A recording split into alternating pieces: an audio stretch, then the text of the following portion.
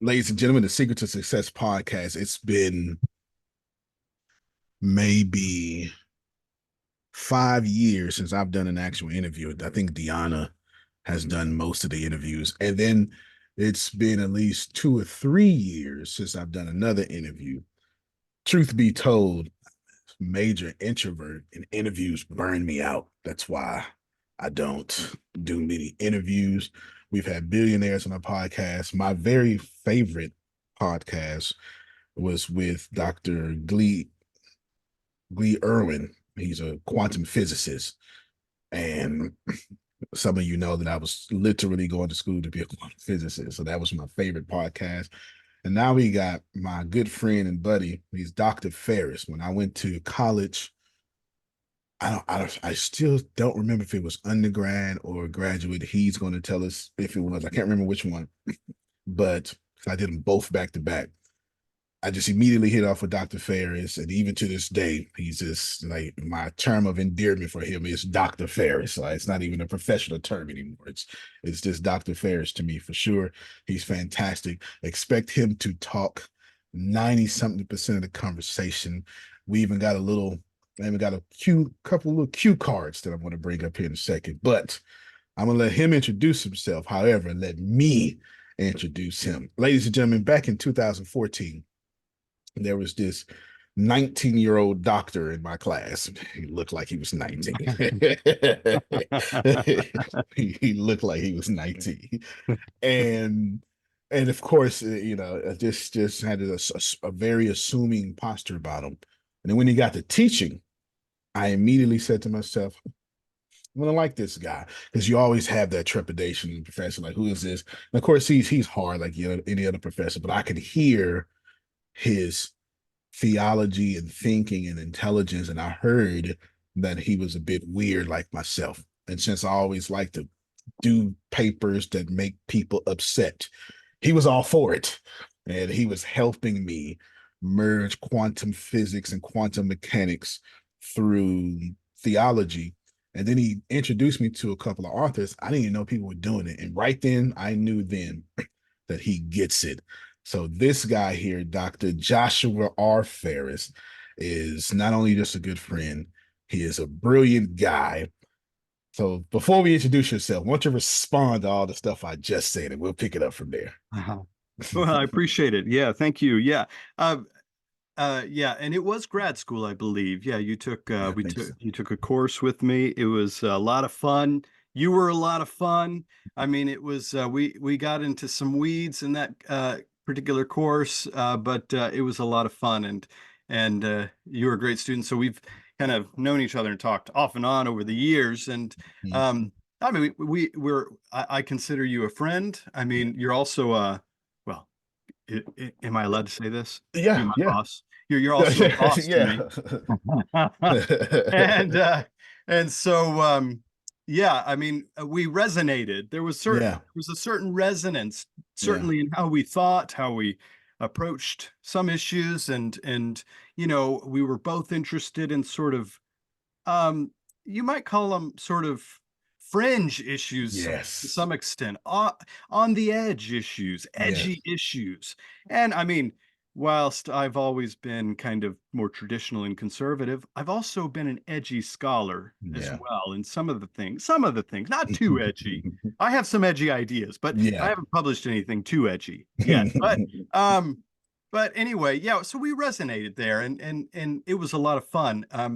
And you had a sort of more going on to you than a lot of students that were going to earn a well, theological or education or whatever it was. You had more going on. You had a wider set of interests, and so Yeah. that too resonated with me as well. I mean, as I had some wider interests then, and I certainly do now, Oh, even more yeah. so. And so, given that sort of context and relationship, that rapport, um, in kind of the American context in your business, I think the sort of social norm is to call people by first names, but that would just be awkward, I think, for us. Not awkward, but it would be it wouldn't have the same, it wouldn't carry the same sort of historical connection that Yeah. we've always had. So Yeah. that's why I call you Mr. Smith. And because that's what I know you as, Mr. Smith. And there's a certain warmth there and Yeah. endearment Yeah. there. And maybe someday I'll call you a Dr. Smith. And We'll get to that a little bit, I guess. So yeah, because yeah, we got to unfold that a little bit. Keep going. yeah, so yeah, I think yeah, that's basically some context. I think it was systematic theology, so I we think it covered a was. wide set of Yeah. interests there, and I was trying to come at things, some topics from a different perspective, probably than Mhm. most of your professors were coming at Oh yeah, you sure kind of did. a broad set of Uh, topics. And so I was trying to give not only alternative perspectives to fill out one's education, the student's education, but mhm. also to give them some additional tools. And so that was kind of, yeah, that's part of, how we connected. And yeah, you were certainly interested back then in quantum mechanics Oh and yeah. God and quantum mechanics and theology. And those are quite ambitious and complicated and fascinating and becoming, at least now, more and more relevant to Yeah. several discussions I have that no have choice taken now. place. Yeah, I have no Yep, choice now. yep, Yeah. yep. Popular and academic discussions, both. Yeah. So anyway, it was a great time. There's some good history there, and now we're having fun in the present, looking forward to some future things, some exciting things, and yeah, so that's some context. Yeah, no, great context. There's so much I want to bring up there. So many different things, but we're gonna move on. But yeah, just I mean, between Dr. Ben Blackwell, Dr. Randy Hatchett, these were like giants at what is now called Houston Christian University. There stood you on your way to giantism in that, which is so hard in that school, because that school had its favorites. Like, well, I'm not supposed to Yeah, say that loud, but I'm not sure. dumb. Yeah, yeah, I'm not dumb at all. Yeah, I was very aware of that. And you literally held your own. It was amazing. It was amazing to watch for sure. It was amazing to watch. Before we get into where you come from, Mhm. let's help our audience fall in love with you just a little bit more. You somehow, and the only person on the planet who could have convinced me to go get my PhD, for God's sakes. Tell us about that. And then also tell us who is my doctoral professor. Yeah, well, yeah, so yeah, so this goes back certainly to our context in at HBU, now HCU, at Houston Christian University, in our systematic class where we connected and resonated on certain topics. And I Mhm. think in recent history, I think, I kept a sort of, just a eye on LinkedIn. I would see updates on occasion about you and some things that you were Mhm. doing, and you certainly were quite busy doing a lot of things, different things, fascinating things. And sometimes I was like, wow, really? He was studying this and now he's doing these things? Exactly. That's interesting. That's very interesting. Okay. And and then I realized and I learned that you had published several books as well, Mhm. some motivational books as well as some fiction stories Yeah. you're telling not only a fictional, interesting story, a fantasy, but you're actually giving a wider perspective on a global or world view framework. And some of it may be subtle, and some of it may be less subtle. You And are so, very smart. so, uh, so anyway, there's there's a lot of shades to Mr. Smith, and I Mhm. think at some point we started talking again in the last year, Mhm. several months, and we were talking about various ventures and projects, and I was asking you, hey, how do I do this? I'm not sure how to do this. You seem to know how to do it. Can you help me? And you said, yeah, okay, I'll help you. Sure. That's very, I was like, well, that's very kind of him to, yeah, I mean, he's like, He's like what's his name? Grant Cardone. Yeah, yeah, Grant Grant Cardone. Cardone. Grant Cardone seems like a really tough but nice gentleman. Absolutely, He's there man. to help people, Yep, right? yep. He really wants to help people. Hmm. I believe that. He wants Absolutely. to extend a hand of help and, Hmm. show people this is how you do this, and this is how Right. you do business. This is not only how you do business, this is how you do it great. Do it That's really well, right. right? So you can make lots of money too. That's Um, God doggone right. this is the kind of energy, these are the kinds of things you need to do, these sorts of things. So anyway, we started talking more, and I think it was within the first minute of our conversation that we had talked, I guess through Zoom for the first Yeah. time about doing some projects together. And I said, hey, why don't you just work on a PhD while you're at it? Why not add that extra credential? You're doing all this writing already. This Yeah. is a different kind of writing. Why not take on the challenge? You need another challenge to your I life. do. You need an additional challenge. I do. Um, I do. and maybe in the next couple of years, you're going to uh, take a break from some of your other challenges because you'll already achieve Absolutely. them, I'm right? absolutely that's And then I'm you'll want building to that way. continue with this, right? Or Yep. something else. Um, or maybe you'll just want to take a break. I don't know. Oh But yeah. anyway, We'll so figure I that out. asked you, and I think you were pretty quick to respond with the yeah, something to that effect. Yep. You know what? And I'm gonna tell you why. But who's the doctoral professor? That would be me. That's it. That would be me. That's it. That's So I would tell you why I did so. It was because you said it. You said something in between that got my attention because I've always said to myself, like one of these books behind me is called God at War. I think I wrote it after still in undergrad or something like that. And it's a whole biblical commentary on First Kings chapter 17. But I spent it. It's got Hebrew and I don't even try to explain. I just put Hebrew and don't even try to explain it. But I wrote it to a layman audience mhm. for them to like it and stuff like that. And of course, the argument there is First Kings chapter 17 is when you first meet Elijah, and that's when God shifts his entire narrative from the kings to the prophets. Also, what God is doing there is showing that he's not just the God of people, he's also the God of nature. Because you got Baal and everybody there, and you got the brook that should have dried up, the raven that's supposed to be a selfish scavenger, and everything there is saying, look at me, be the God of this here, blah, blah, blah. So I kept saying to myself, I should be at all these colleges talking. In my head, I was saying this. So when you said, well, yeah, Mrs. Smith, because we could be in Croatia and there is speaking together. Yeah, That's what made me say yeah, yes. yeah. Why not? Yeah, That's yeah. what did it. That's right. Yeah, Yep. the fact of the matter is, yeah, I don't know. There's a lot going on in our culture today, and we don't have kings anymore, but we have business leaders who are making quite a stamp, leaving quite a stamp, making Yeah. quite an influence.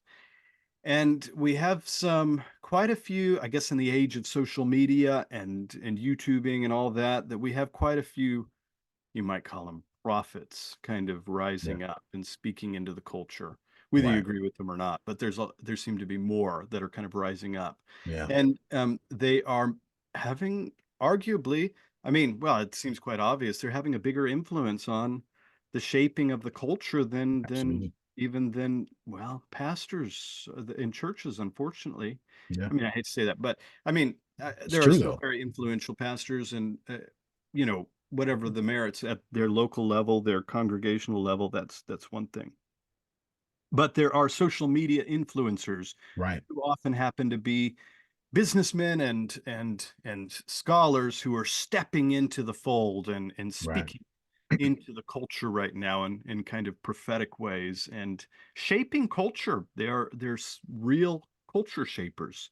And so, anyway, so No. someone who's a big businessman can have, but also who has the theological uh, or the academic, just scholarly clout, the credentials, the ability to think uh, Yeah. in a bigger way than many businessmen, well, that could be quite powerful. Yeah. Yeah. Especially pushing that agenda forward. Yeah. Most of your scholars today have no idea how to do social media. The whole world is run by YouTube. People don't get that, but YouTube sets all the trends. The and I recognized this when I'm 42 now, but when I was 32, my or 34, my oldest boy now, but he was like 5, was further ahead of me in understanding what was going on than I was. So I've used that to my advantage, and now I do everything with them, so I stay a part of the trends. When you can be a Dr. Ferris with the chops, as you would say, plus learn how to be Grant Cardone, oh man, Yeah, right. That's well, you're on huge. your way there. Yeah. I don't know anybody. I can't, well, maybe there is somebody. I can't think of anybody at the moment doing that. But yeah, I can't think of any I can't think of anyone from the church, Big C, yeah, that is no, I can't. And so your idea of the prophets and that stuff, these people know how to use social media very well. yeah, So it's not it's that age old adage. It's not about being the best writer, it's about being the best seller. yeah, Like your yeah, book sells better. That's the book that gets the attention, right? It's that right. old thing right there. Sure. Yeah. Yeah, absolutely. About visibility. Yeah. Yeah, yeah. Well, one more thing before we get to your background. We had a series of conversations, and I realized that while I should be a part of the you're trying to start a you're going to clean this up for me. Start a kind of culture or society within the company on AI, ethics, and theology, etc.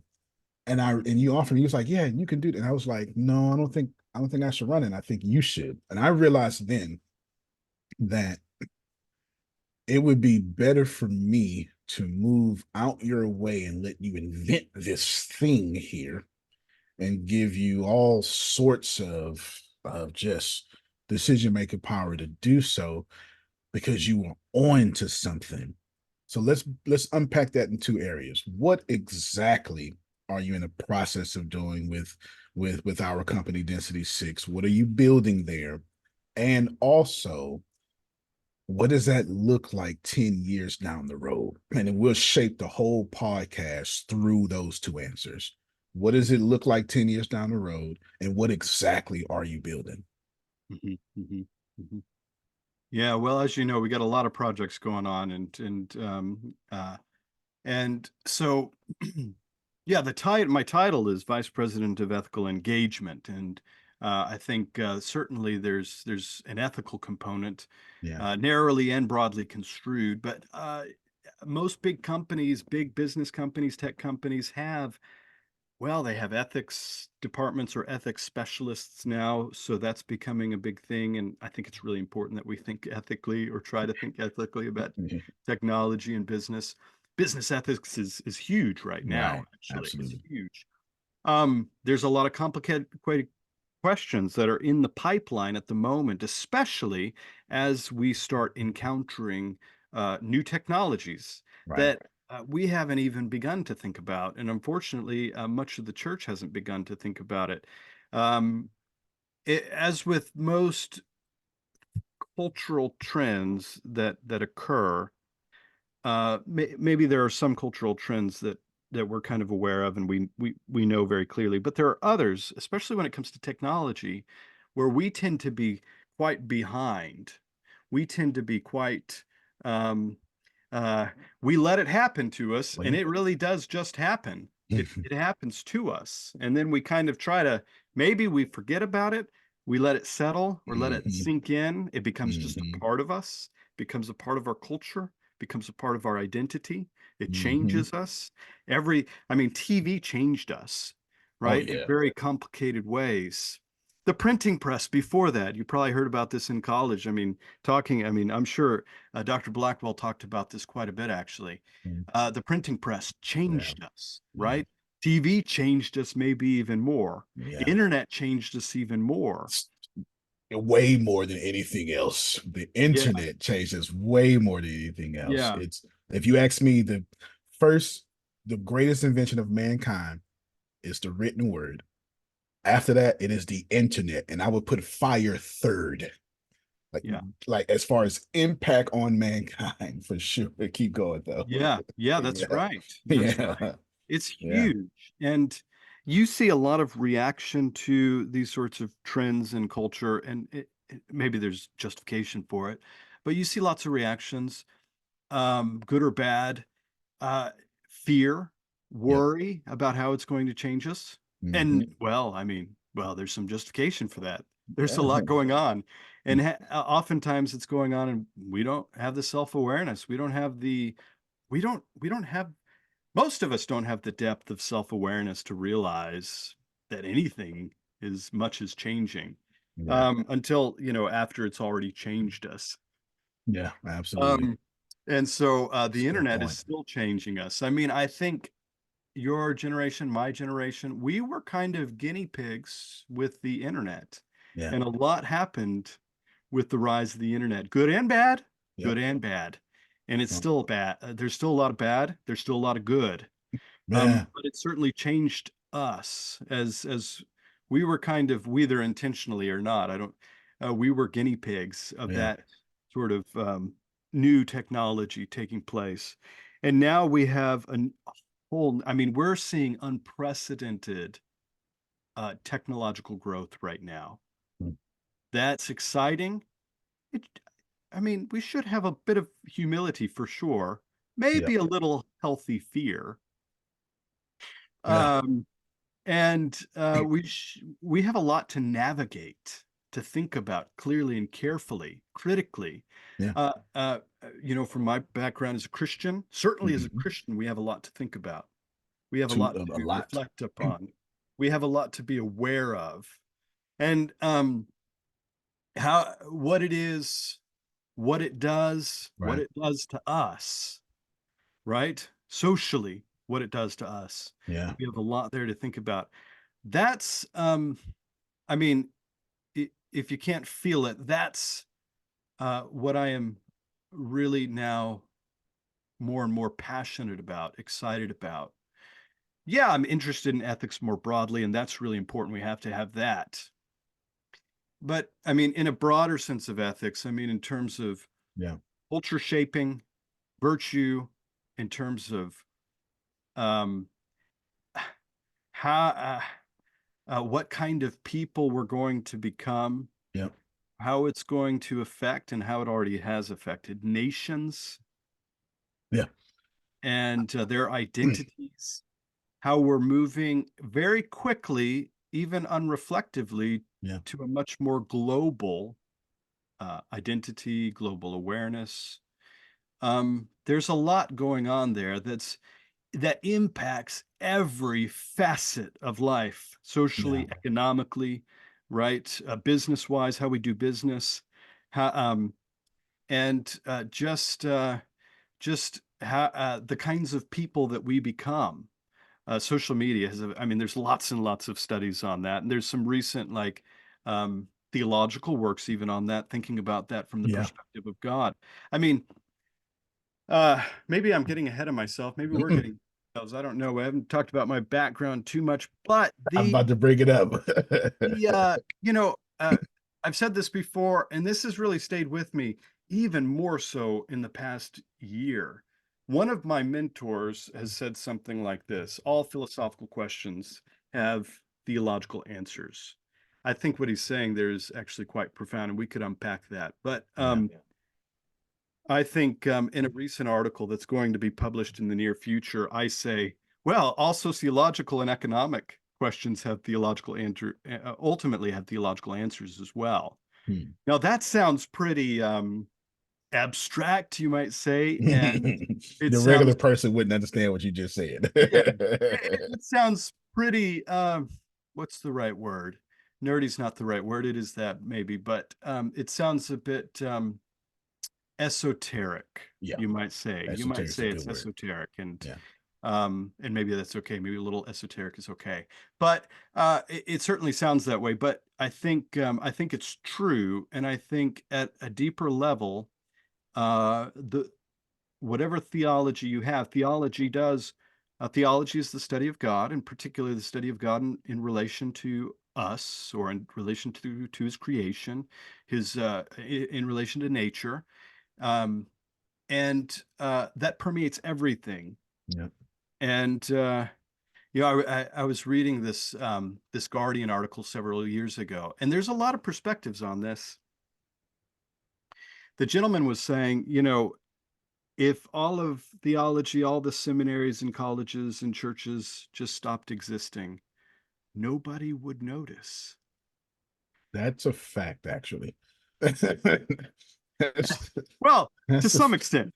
Well, to what would some be extent. immediately missing is the vocal teaching, the oration, the way we, because Mhm. only in seminary, universities, or seminars do you have, in church do you have someone talk and people listen. If you remove Yeah, that's true.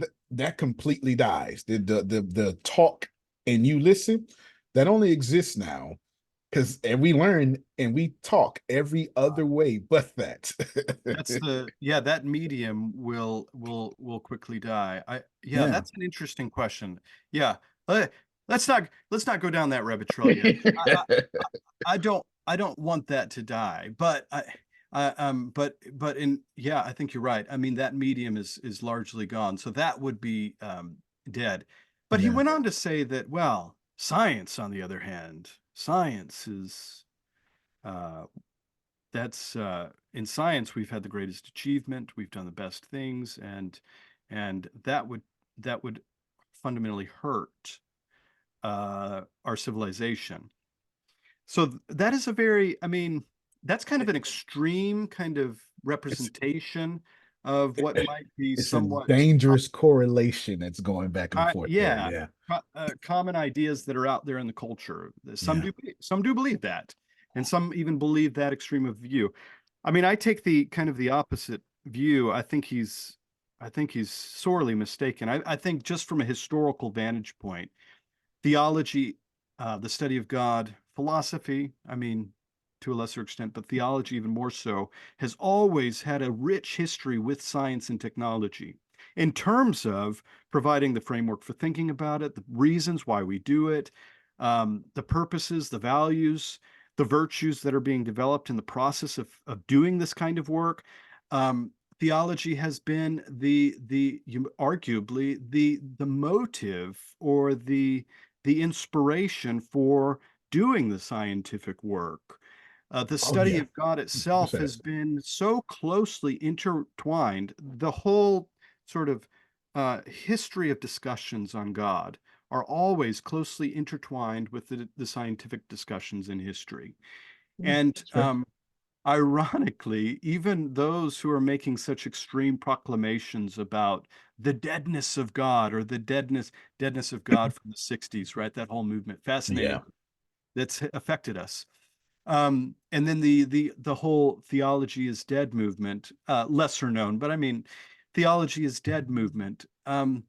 That more extreme vantage Yeah. point actually, I think, is quite revealing that when you look at those people who are making those claims, Yeah.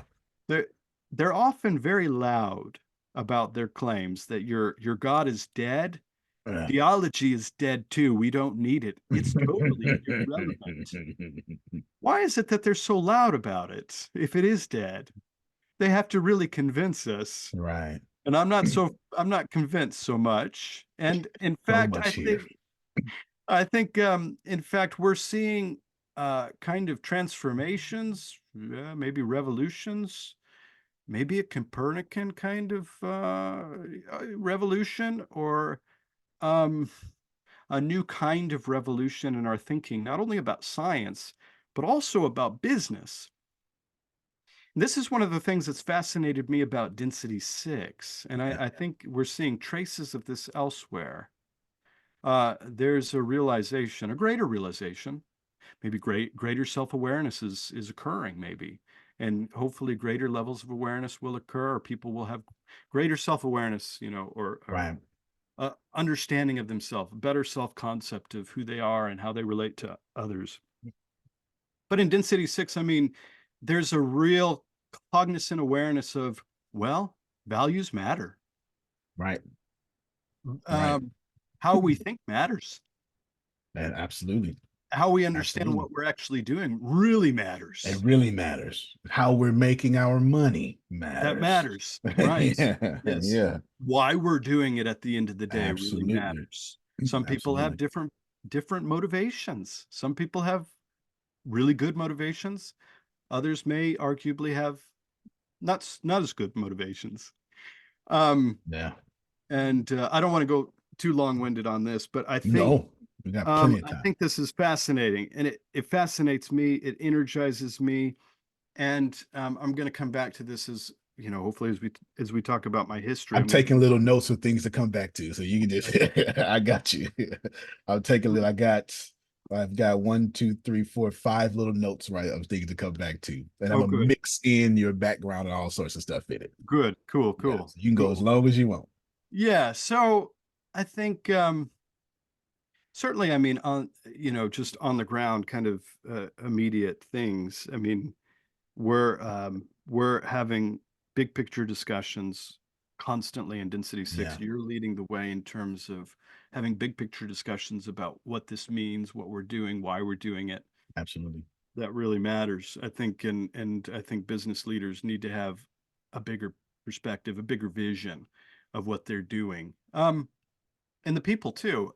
But so I think on the ground we have several projects in the works to change and help people to see more clearly, to Yeah, rub those eyes, yeah, to see yeah. more clearly, or the mental eyes, metaphorical mental eyes, to rub those a little more to see, and to have a bigger vision of reality. But also on the ground, we have educational resources that are in the works. We also have just an ethics committee that we're going to work on to bring into to the company to do the best work, but also to do the best work and to try to do it ethically and well and virtuously. And by Right. ethics, I don't just mean right and wrong. Yeah, that's true. We want to do things that are right, but I mean good. Like we want to do Yeah, really good, and we want to yeah. do great stuff, and we want to become hopefully good, really good people in the process. And we want to be the best Virtually. at it while we're doing it too. Yes, Yeah, yes, yeah, yes, yeah, for sure. And yes. that's often very difficult to do. How do you be the very best while being ethical, which is one of these things I got written down. Okay. Yeah. You come from and mix all this up in your answer too. You come from a low middle class family. Yep. There was no silver spoon in your mouth. You didn't have No, that. No, no, I okay. did No, not. no silver spoon in your mouth. And so basically, so all your achievements, actually, let's back up a little bit. Let's tell the audience what you have achieved first, right? So let's all pause while we're listening. This the rest of this conversation. Well, we've already done it. We're bifurcating this conversation into two pieces. One piece is what we already said. What does it look like 10 years from now? And what is Dr. Joshua Ferris doing in Density 6? So in Density 6, I see it this way. I haven't told you this, but I'll after you finish, I'll tell you why I retired from pastoring because I pastored 12 years, and I'll tell you why, and it's relevant for this conversation.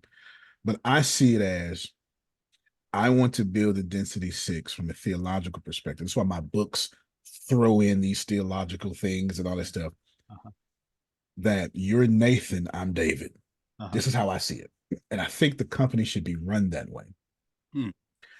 I think this.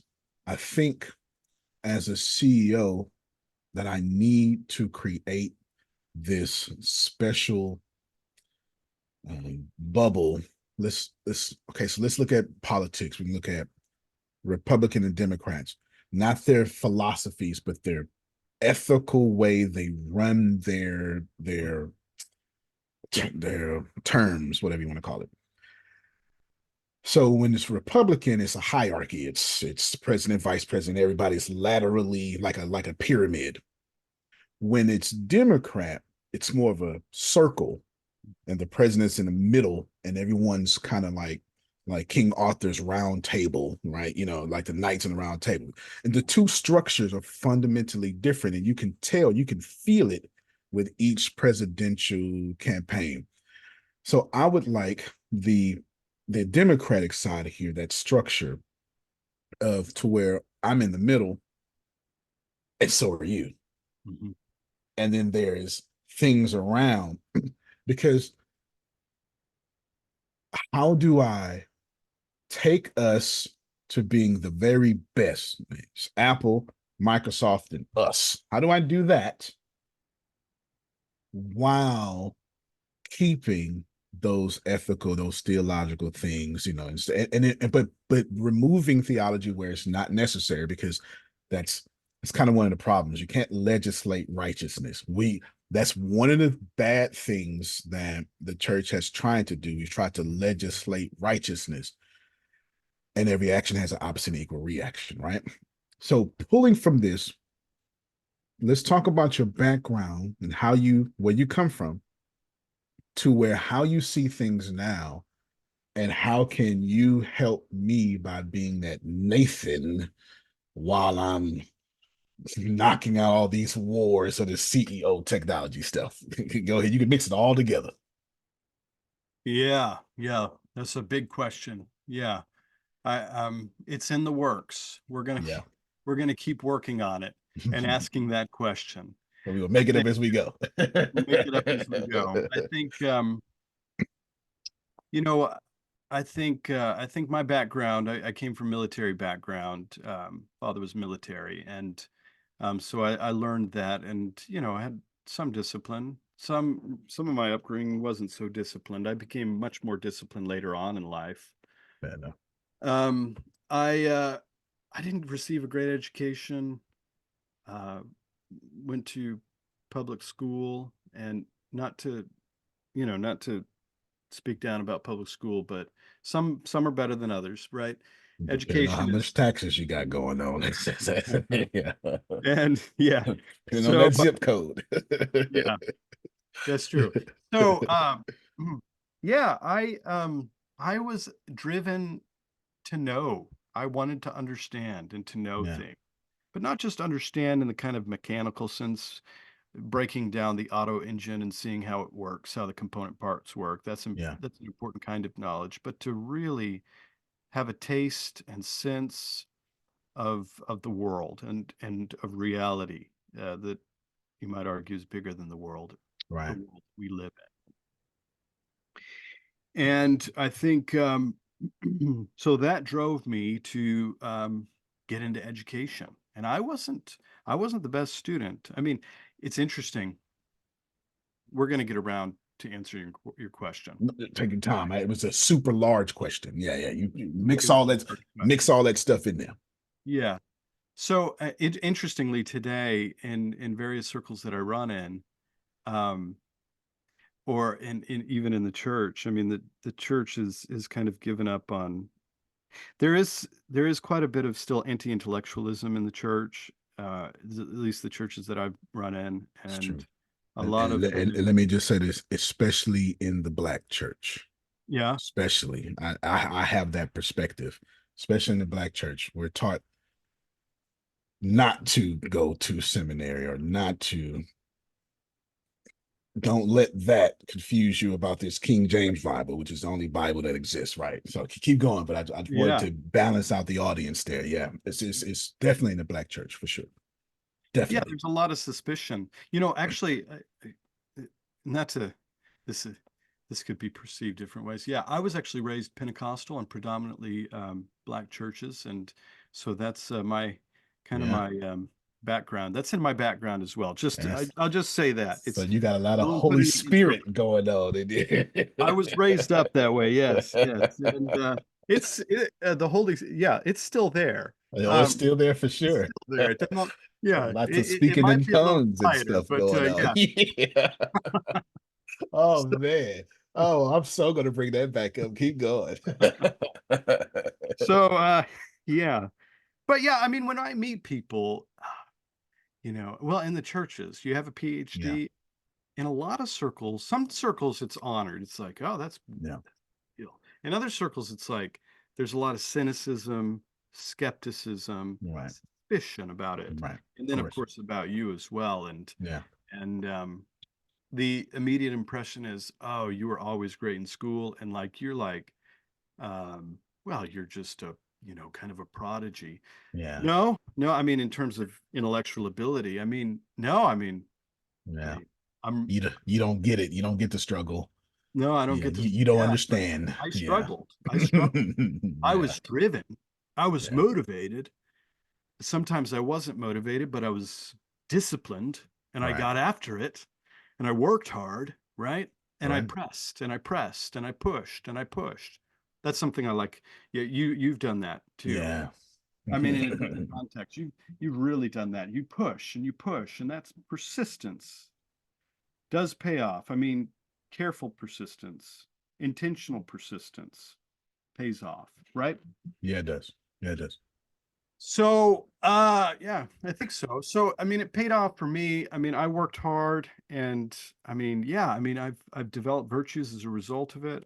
I mean, in some sense, I'm smarter because of it. I've worked hard.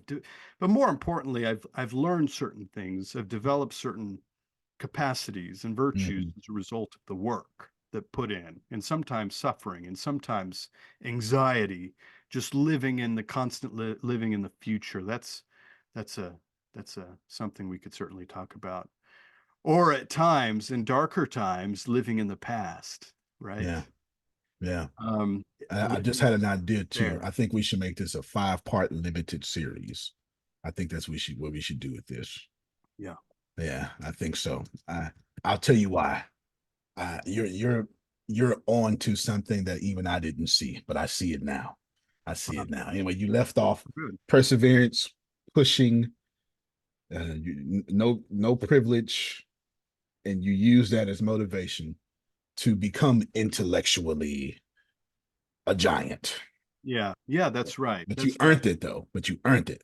Yeah. I Yeah, earned yeah, I mean yeah, I think that yeah, I did. I yeah, did. It's fair. Yeah, I earned it.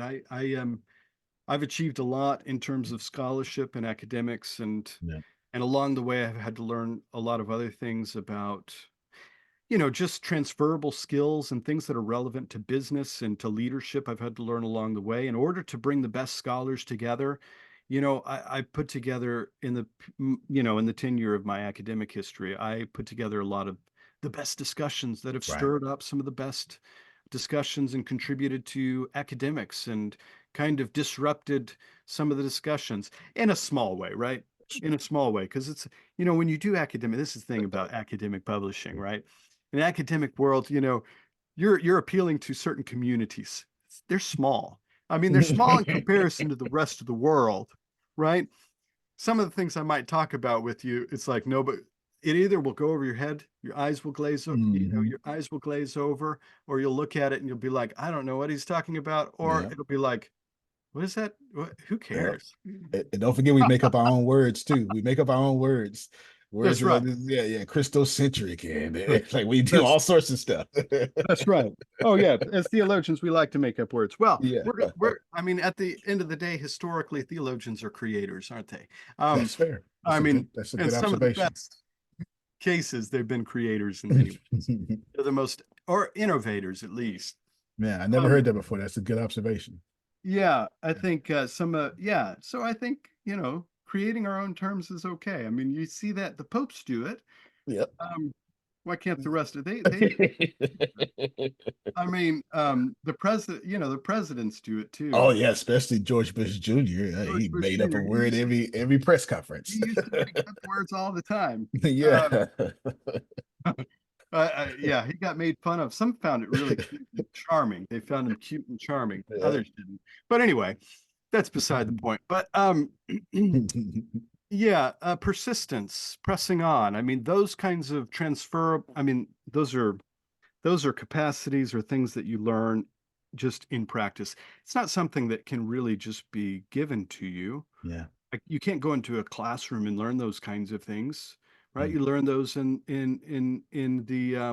the classroom of life, living in the context in which you're living in, trying to adapt to different environments that you find yourself in, trying to learn how people communicate, learn their backgrounds, and that can Yeah. be very complicated, and sometimes challenging. But learning how to adapt, and then ultimately using an evolutionary term, learning how to thrive in environments. And so you do All that of by, that gives you empathy though that most people don't have. yeah, that's Yeah, right. you can't be that open minded without having empathy. That's right. Yeah, That's it's impossible. All them cultures you just brought up, yeah, you have to have empathy for these people. that's right. Yeah, Yeah, that's right. yeah, Yeah. for sure. And that takes time. That takes real learning. Yeah. That's not something you can go to. Well, I mean, you can learn it in the context of school, but it's not something you go to school. Primarily, that's not what you learn. Right. Some of the most important lessons in life are not in these sort of enclosed classroom in the context of your school or your university or whatever. It's the classroom of life where you learn these things. But um, yeah, where were we? So I think that certainly has contributed to me, to who I am, to what I Mhm. believe in, um, to leadership. Yeah, going back to academia, that certainly contributed to me sort of pressing on in terms of making contributions, making waves, opening up new and fresh conversations. Right. I mean, certainly when I was doing that, I was bringing some of the best thinkers together to have discussions and conversations. I would always, you know, in my community of in the academic community, I would know who the best leaders are, but I would always drift off and talk to other people. What do you Mhm. think about this? And then I would try to find the best people from these other conversations. And then I bring a wild card into the discussion. Always wanted to bring a wild card, somebody else who would disrupt it a little bit, change it up. And then the people in my own community would look at me and like, why did you invite them? Like, Yeah, who are they? it makes They're you a kind of rebel. weird. That makes you a rebel. In some circles, it makes you a flaming liberal. That's right. That's right. That's right. Yeah. And yeah, that's true. Yeah, the That world's changed that a term, lot today. that's true. That term liberal takes on a new meaning in different Oh, contexts, doesn't it? you know what? Let me write that down. You know what? No, let's bring it up right now. And I'm not going to let you get away yet because you're building to how you're going to be the Nathan for Density Six. So I'm not going to let you forget where you are, but let's talk about that liberal thing for a moment. Now, I say all the time, and I'm not sure if it's to praise or honor. One thing I've learned from theology is no one listens to teachers. So whenever I want to make a change, Yeah. I always present myself as a teacher. And then I go behind the scenes and do these things and pass people up because no one listens to teachers. Nobody, nobody listens to teachers. Like world history teaches you if you're teaching, no one's listening. From Martin Luther to Augustine, no one's listening. We now the historians listen to the teachers, but the people they're That's right. talking to don't listen to the teachers, right? They just don't listen to the Yeah. teachers. Unless So, you're Jordan Peterson. well, yeah, I'm not Jordan Or, I Peterson. mean, if He's you are actually a my Martin favorite. Luther and you're really loud, Yeah, well, I he mean, was really loud. He wrote an essay, a petty essay, every chance he got. Even Luther though they were was, great essays, though yes, he they were did. I mean, great. he's a fascinating person. I'd love to have a drink with him when he's happy, not when he's mad. Yes, Um, but yes, absolutely. Luther, he changed history. I mean, Oh, he well, he's yeah, he changed he's history. not I wouldn't say he's the best thinker in the world, but he's good. I mean, but he's certainly changed history. My And favorite scholar is Thomas Aquinas. Always will oh, be. really? Yeah, Oh you like yeah. his Oh yeah. systematic, his very like question and answer scholastic method. You like that? It's I like very that. scientific, Yeah, very scientific. which fits me. That's right. It fits Yes, me. yes. And he was Yeah, a well, he was a preacher too. A lot of he people don't know was. that about a lot of people don't know that about Thomas Aquinas. He was a Mhm. preacher as well as a teacher. Yep. Preachers have a greater influence as well in Yeah. in history. Not now as much, but in history certainly. Um, sorry about that noise. I was closing the Oh, door. oh, then no problem. And also, I realized we'll stop at 2. I forgot I changed the time today, so we got a whole extra hour. I forgot about whole extra We hour. do. We have an Yeah, yeah, extra yeah, hour yeah, yeah, for yeah. the We time stopping slot. at Okay, 2. great. So we Yeah, got till great. 2. Yep. Okay. Um, good, great. Yeah, so Thomas, yeah, so anyway, he's great. But Thomas used to be my favorite thinker as well. Hmm. And since then I've moved to others, but you can't not love Thomas Aquinas.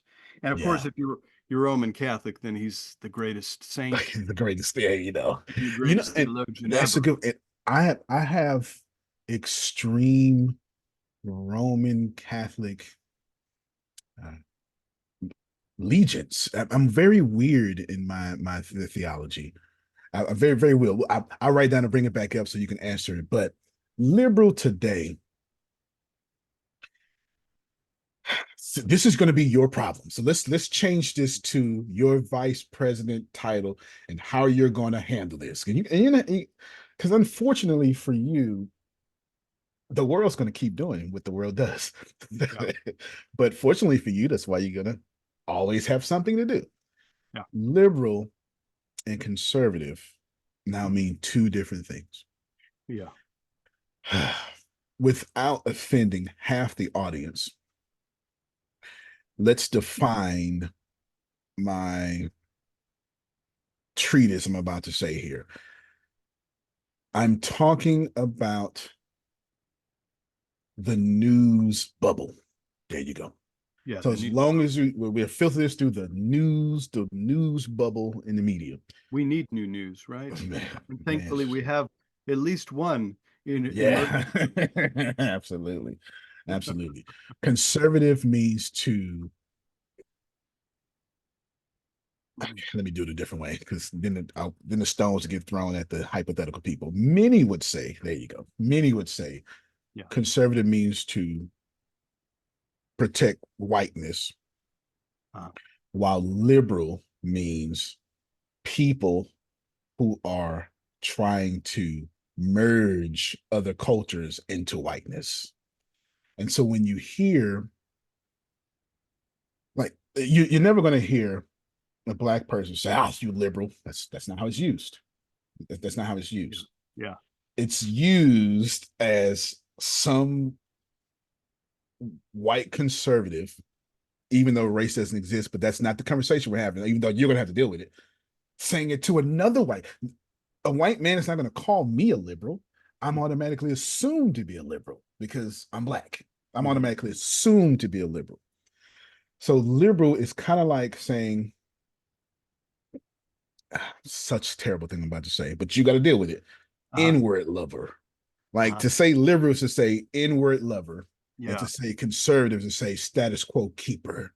Hmm. This is where we are as a society. Hmm. This is where we are, especially in the news bubble. Yeah. So in AI ethics, Yeah. how are you going to deal with that? Because even if I'm wrong, there's enough people out there Hmm.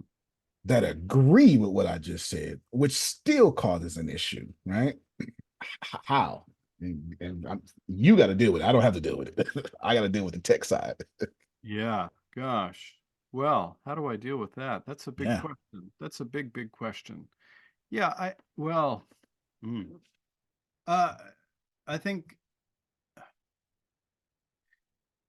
look, there's something about artificial intelligence. I don't know how far it's going to go. There's Oh, something about it that is designed still. that's gonna go. So, yeah, it's going That's to go gonna far. go far. Yeah. Well, I mean, at one level, I mean, AI is going to reintroduce um, At first AI is going to serve like the internet did in terms of democratizing opportunities, right? And Right. making things a bit more egalitarian. Well, that's nice. That's nice. I That's mean, it did. that fits. That fits you, fits me. And that's helpful. But w- you know, um, but then certain powers that be often come in and better, learn how to control better.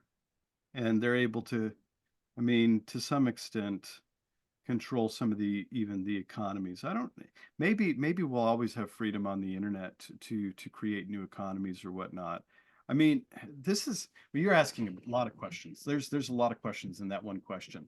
Let's There's have your way. something going on in terms of like AI, that AI is still a design. It's still a human design. Right. And I mean, there is a sense in which there's going to be out, these more complex algorithms that are put into to AI systems that maybe can weed out certain biases and things of that sort. But it's Right. still a human design, so there's still going to be bias.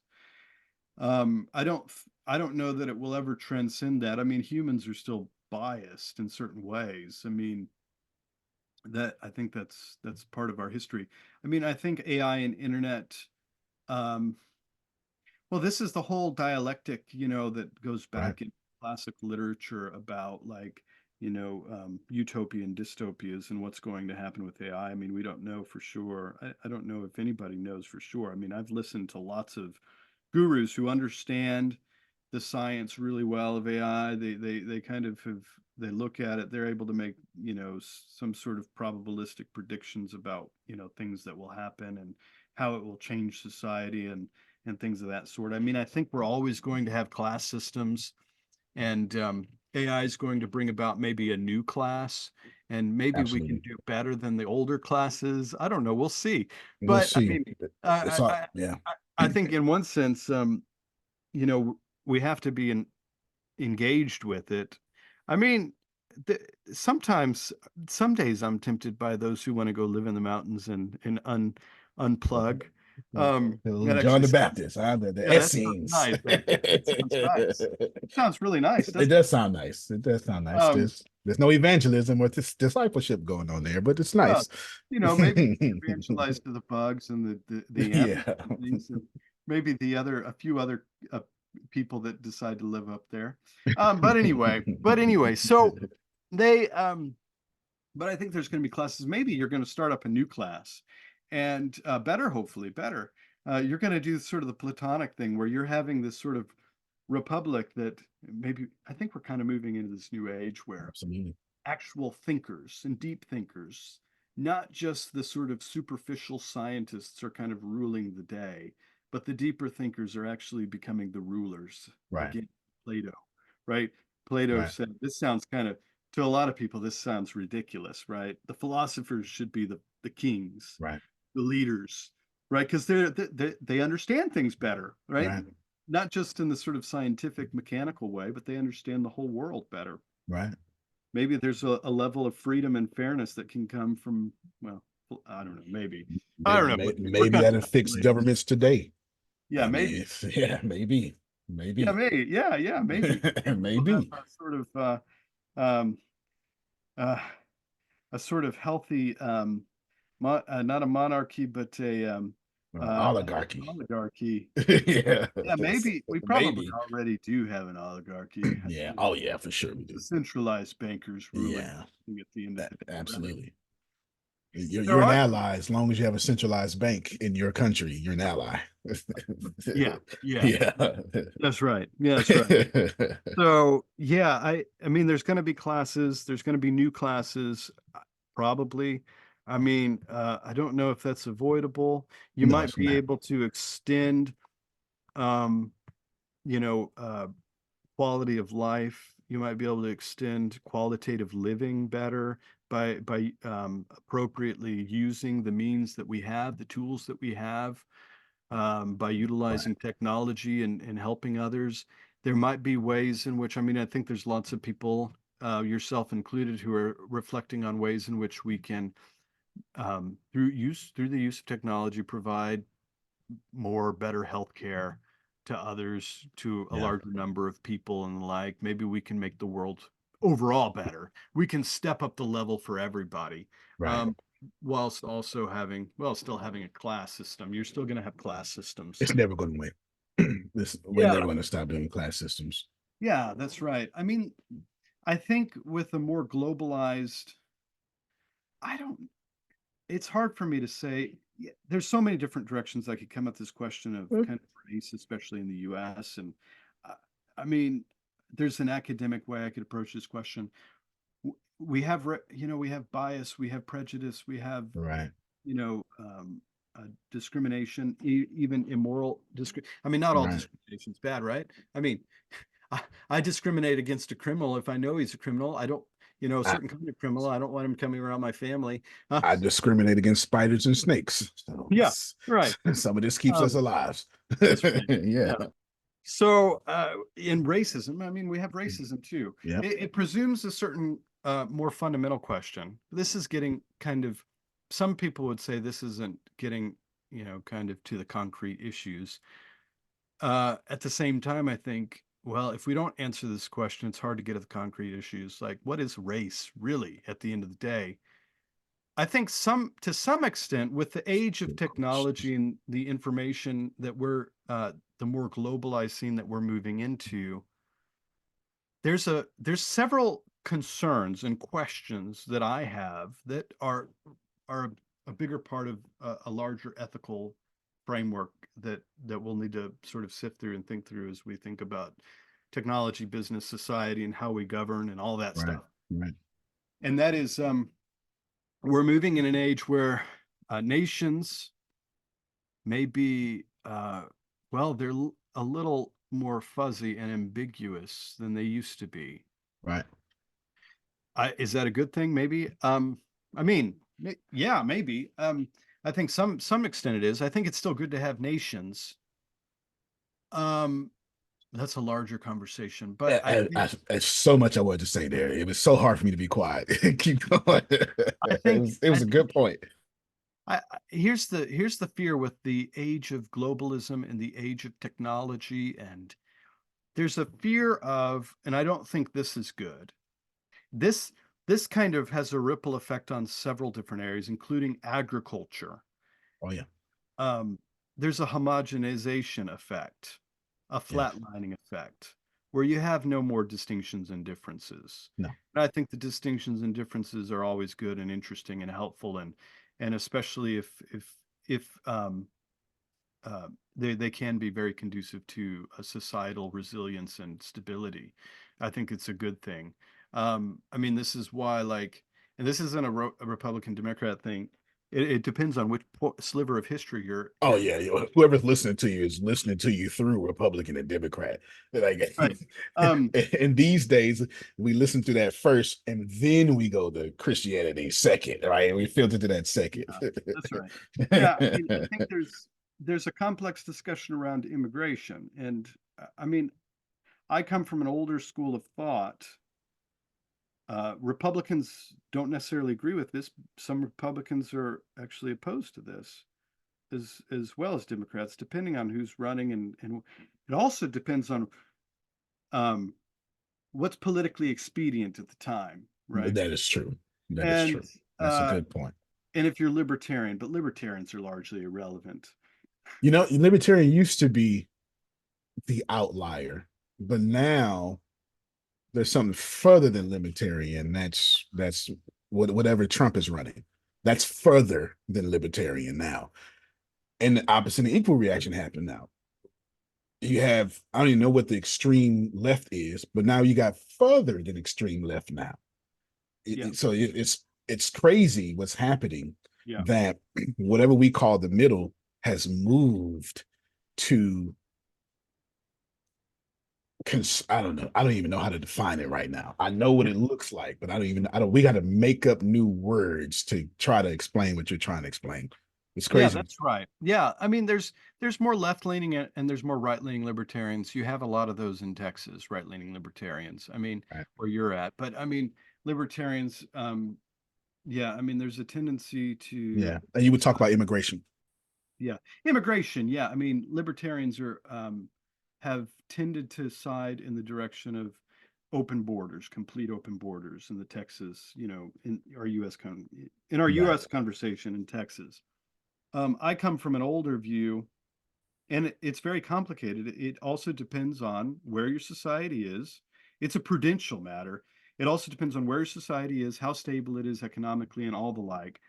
There's a Right. lot of discussions that my older view, I haven't said it. My older view is that, well, there's a lot of prudence in closed borders, but that's not a now, depending on when I say that and how I'm saying it, where I'm saying it, that's going to be taken in a couple several different ways, and um, and that's going to be taken as if you know, but it's not really a Republican or Democrat issue. However, right now in our cultural discussion, it has become a Republican issue. Absolutely. It's Um, we filter everything through this lens now, which yeah, is insane.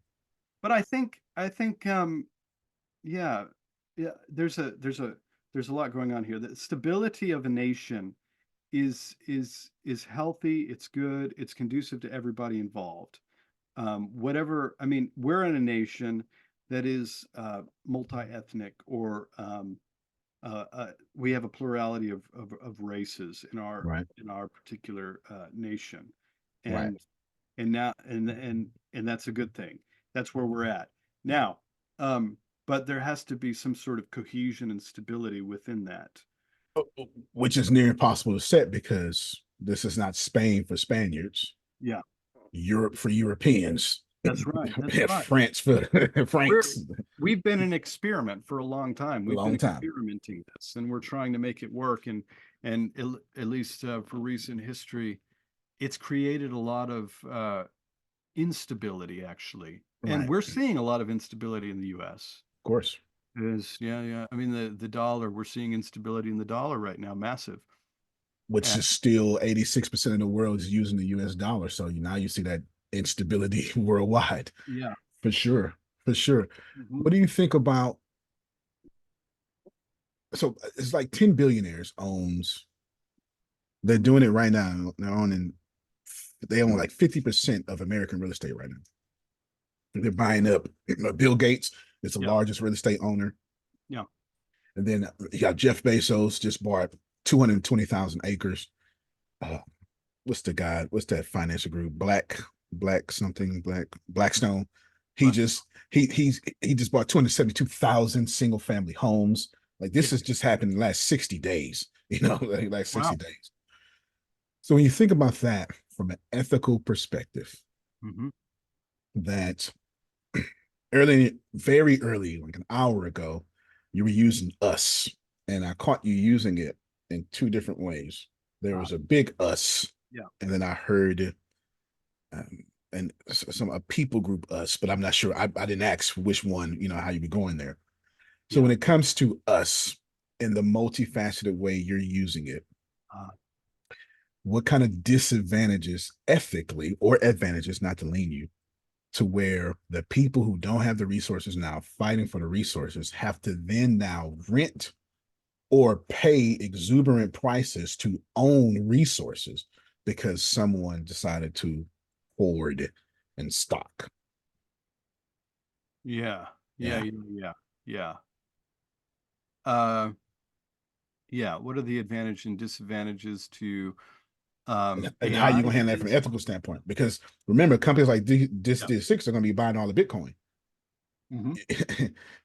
The fact that these us large tech companies, et cetera, since we can and we do, but then we mess up the scales. Yeah. And that's again something that you have to deal with, which leads us now full circle back to this whole Nathan idea of you're the prophet Yeah. guiding the king, right? Guiding the king. That theology is guiding the government. Right. Yeah, Right. so it's a bunch now. I asked like 15 questions now, just now, but you can tackle any one you Right. want. Uh, yeah. What do you Yeah. see happening? I just have something very controversial to tell you too. I'm gonna give you one of my ideas, and I'm gonna have you respond to it. Yeah. Yeah. Now, how do you handle that ethically? What do you imagine we become as big as Apple, Mm. and Yeah. you're the theology behind that steering it. Now, how do you handle these ethical issues that we're talking about? Gosh. Well, um,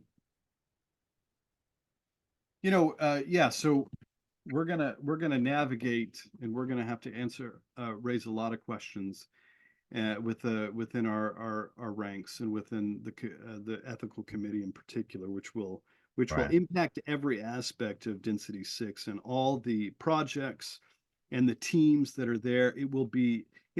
I imagine it'll be an informing committee to all other aspects. So Yeah. it's going to be pretty comprehensive. We're going to have lots of questions that are going to emerge. Certainly, um, yeah. Can we help it that we might be the company that owns a bigger portion of Bitcoin and these sorts of things? Is that unethical? Well, I guess it depends on um, well, depends upon ethical questions that are Yeah. pertain to how you perceive governance and Right. economics. Those are bigger picture. Right. It's a good point. Are And you more we're yeah. capitalist or socialist? And should that be should that factor into this particular discussion? I think depending also on what you conceive of as property is going to have the Yeah. old age-old questions about property and Lockean properties, Right.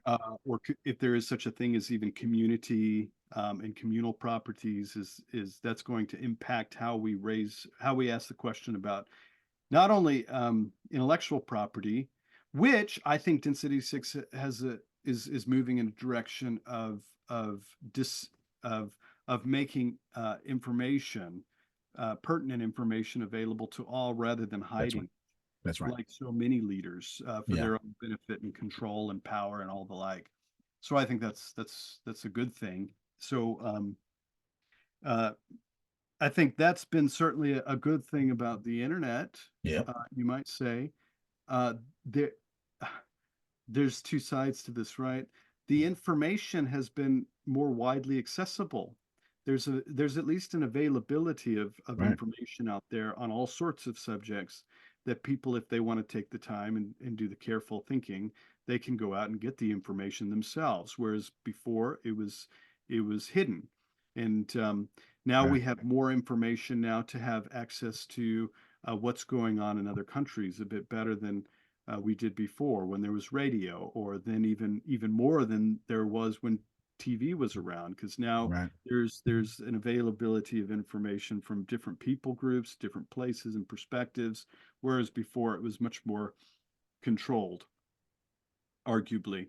Um, Especially if you're in a different country, a communist country, where they're directly controlling every Right. facet of Right. going into the radio or what's going into the TV. Now there's a wide dissemination of information. So we automatically, and we've been conditioned this way already. We're already moving in a more globalist direction, Yeah. good or bad. So there's a global set of information available that's fascinating. It's really good, Yeah. maybe, and we have differences of Yeah. opinions on, well, the controversial issue of Russia and Absolutely. Ukraine. We're also And moving towards big tech versus government. that's right. Absolutely. Yeah, Absolutely that's happening. big tech is big tech is taking a lot of control from the government. The number one owner of fingerprints in the world right now is Apple, not any government. Yeah, the government's gonna have to start asking Apple. Yeah, for fingerprints and, That's right. They're gonna and have to start retinal asking scans too, Apple. right? Yeah, Yeah, that yeah, could be scary. Um, yeah, yeah, Apple's gonna have more power and authority than the government. absolutely. And then when you brought up the internet thing, this is why. the information is so accessible. This is why the government's responded by doing net neutrality. They're trying to block and slow down the internet and kind of what we did to cable television, to where Yeah. you go, okay, for $39.99 you can get these channels, Dr. Ferris, and it's like, okay, so for $39.99 you can get the social media package, but you can't get Google, right? They're trying to do that with it, right? It's the things like that. So because net neutral, because when you empower so much people with information, you get rid of that broker, that middleman. So now people can get it for themselves. So now what you see is the same revolution the church had when the veil split from top to bottom. I can get God for myself. And there was a lot of chaos when we had to have a whole four councils just to the church didn't write its first documents down, its doctrine down at 325. That same idea, if I can get it myself, is happening right now in AI and tech. So if you ask me where the church is and where tech is, where the world is, excuse me, we're right back now, first century AD, like first century. Jesus is still walking that time with Corinth. And this is where we are as far as the church should be concerned. We went all the we AI has traveled us back in time to where now, how do we handle the church? How do we handle, do we accept AI? Do we accept technology? Because if you don't, then the church is going to be relevant. The church is going to be completely irrelevant. I give you this in response to this. Colleges right now are 100% out of business. They don't even know it. 100% out of businesses because back in the day, colleges were 20% funded by me and 80% funded by government subsidies. Mhm. With tuitions being so high now and endowments being so large, there's no reason, and the return on investment coming from a college degree, there's no reason to even go to school. Now, while that sounds very inflammatory coming from me, I start the millennial generation. It's not inflammatory to a Gen Zer. They don't even see the value of college. And then when big tech is saying, hey, take this test, you don't have to go to college, there's another AI ethical thing you're going to have to deal with. So, how do you handle it? How are like you're this company is as big as Apple, and the church is becoming irrelevant. This is hypothetical. How are you going to make it?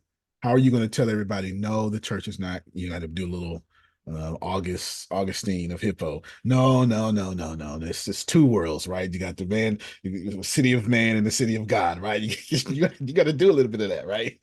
You got Right. to like, no, everybody calm down. This is not how are you going to reiterate and recapitulate this? Everybody calm down. Rome is not falling. Well, Rome did fall, but the world's not ending. How you gonna handle that? Yeah. Yeah. Yeah. Yeah. Yeah, I would say, yeah, there's several ways to come at this that I need to think about and write about, and I plan to write on more. And Right one, now, this conversation is better than most conversation I've seen about people doing the AI, the Christian talks. Yeah, oh yeah, yeah, oh good, yeah, good, oh good. yeah. Your answers are profound, and plus, we don't have to be rigidly conservative. Yeah. Yeah, yeah, yeah. Because anyway, keep going. No, I appreciate that. Yeah. Yeah, I think that's good. I think that's good. I think yeah, I think the church, I think theologians have a real opportunity now to think about technology and think about it well and carefully. Un Ironically, unfortunately, maybe they're a bit slow, a bit behind the times, it seems to me. And That's I don't say that that's church history though. That's been since the beginning of if the you time. know my other views on things, then you might, some people might listen to that. Some of my friends and colleagues in other contexts might listen to that and say, wait, that doesn't sound like Josh. Well, hold on. Hold It's on. Hold on. Let's process this a little bit. Um, yeah, I mean, I don't think the church is irrelevant, and I no, no, don't I think know. theology is irrelevant. I don't think the church is going to die. Um, I mean, So some people may think that, and we can have that discussion and things, and I'm happy to have that discussion with people. In 3 answers from now, we're gonna have that discussion. I've got it written down. So yeah, I mean, you know, uh, nothing. I mean, in Matthew 16, we're bringing a little scripture in here. Oh, look at that. Found the scripture, you Look at that. A scripture that Some came up. people like that, huh? Some people like that. Oh, what I was going to say, I didn't finish my thought. Well, I had several thoughts. I probably haven't finished, but one of the thoughts was, ironically, the people who it seems to me, just in terms of like perusing, I try to keep up with it. I'm trying to even keep up with the literature even more. This is a Mhm. wider subject from some of the subjects I've come from in terms of my academic work. But Right. just perusing, and I'm continuing to study and digest as many books as I can on these sorts of issues. Yeah. I'll be reading a lot more on some of these issues as time goes on. But um, just perusing Amazon book list. And are we going to have a different Amazon? Are we going to take over? Uh, yes, we have something similar, but Something better. it's Oh, yes, yes. haven't went deeper in it yet. I'm jumping ahead. Okay. So just perusing Amazon, being familiar with some of the literature on AI and things, technology, and that there are Christians asking these questions, and maybe some are doing a decent job. I haven't seen as many. The people that I've seen who have done a better job, who are thinking better about these things, and it's not the sort of scientists like the new atheists like Right, Richard Dawkins or right, things. right. It's not Sam Harris. Frankly, I don't think Sam Harris is the best thinker out there. I mean, some people think he's like the best thing since sliced bread, right? Um, he's not. But anyway, He's definitely got some attention, that's for sure. he's got a lot of attention, Yeah, and for and sure. he's a good speaker. To be Oh yeah. fair, good speaker, and I listen to his podcast. But Hmm. anyway, they're not the people doing the best thinking or the best thinking in terms of these issues in the culture. It's really the more, what would you call them? It's the new age thinkers who are doing, what You're is that the absolutely right term? correct. What's the new term for that? That's an old term from the 80s. Yeah, What's the new yeah. term for that? The I don't gurus, the think. cosmic thinkers? Yeah, maybe. Well, no, Guru is dying out too. New Age Guru, because I'm one of them. I'm not even sure what they call me. I have no idea. I have no idea what they call me. Yeah, They're undefinable, right? yeah. Because one of my most popular podcasts is all on law of attraction and philosophy and stuff, and it's Yeah. super duper popular. So Yeah, yeah. yeah, yeah, yeah, yeah. So that, I mean, yeah, that's yeah, that's right. I mean, that way of thinking, you you have certain thinkers. I just read a book and I thought it was the most interesting and in many ways informative. It wasn't an academic book. It was by Robert Sheldrake. Hmm. This science delusions or scientific delusions. He's not hardcore atheist for sure. He doesn't believe that everything is made up of bits and matter and particles or atoms. People are more familiar with atoms, right, Mhm, than mhm. particles, but atoms, not everything is made up of that. In fact, consciousness is for him, he's a part of this new movement, which I'm very sympathetic to, very attracted to. I think there's something right about it. This whole movement in consciousness that's at the center of reality. Consciousness is Mm. what is making the world turn, and and that's true in science for sure. There's a lot of thinking going on about that from this particular vantage point, but that's also true. Many of them would say in every other area of life, including business and success in business. And obviously, you have sympathies to that sort of line of Yeah. thinking. You're doing that kind of thinking now, and you have teachings and things like that. So they're the ones, interestingly, who seem to be doing some of the more interesting and influential work Yeah. shaping the culture. Absolutely. Um, It's a good and observation. I think a lot of it is good and interesting, and we need to pay attention and think about it and think about what they're saying. So I'm reading. I try to read everything from everybody's perspective and try to Yeah. understand where they're coming from. Um, I certainly share a lot with this movement, this consciousness movement. Robert Sheldrake is one of them.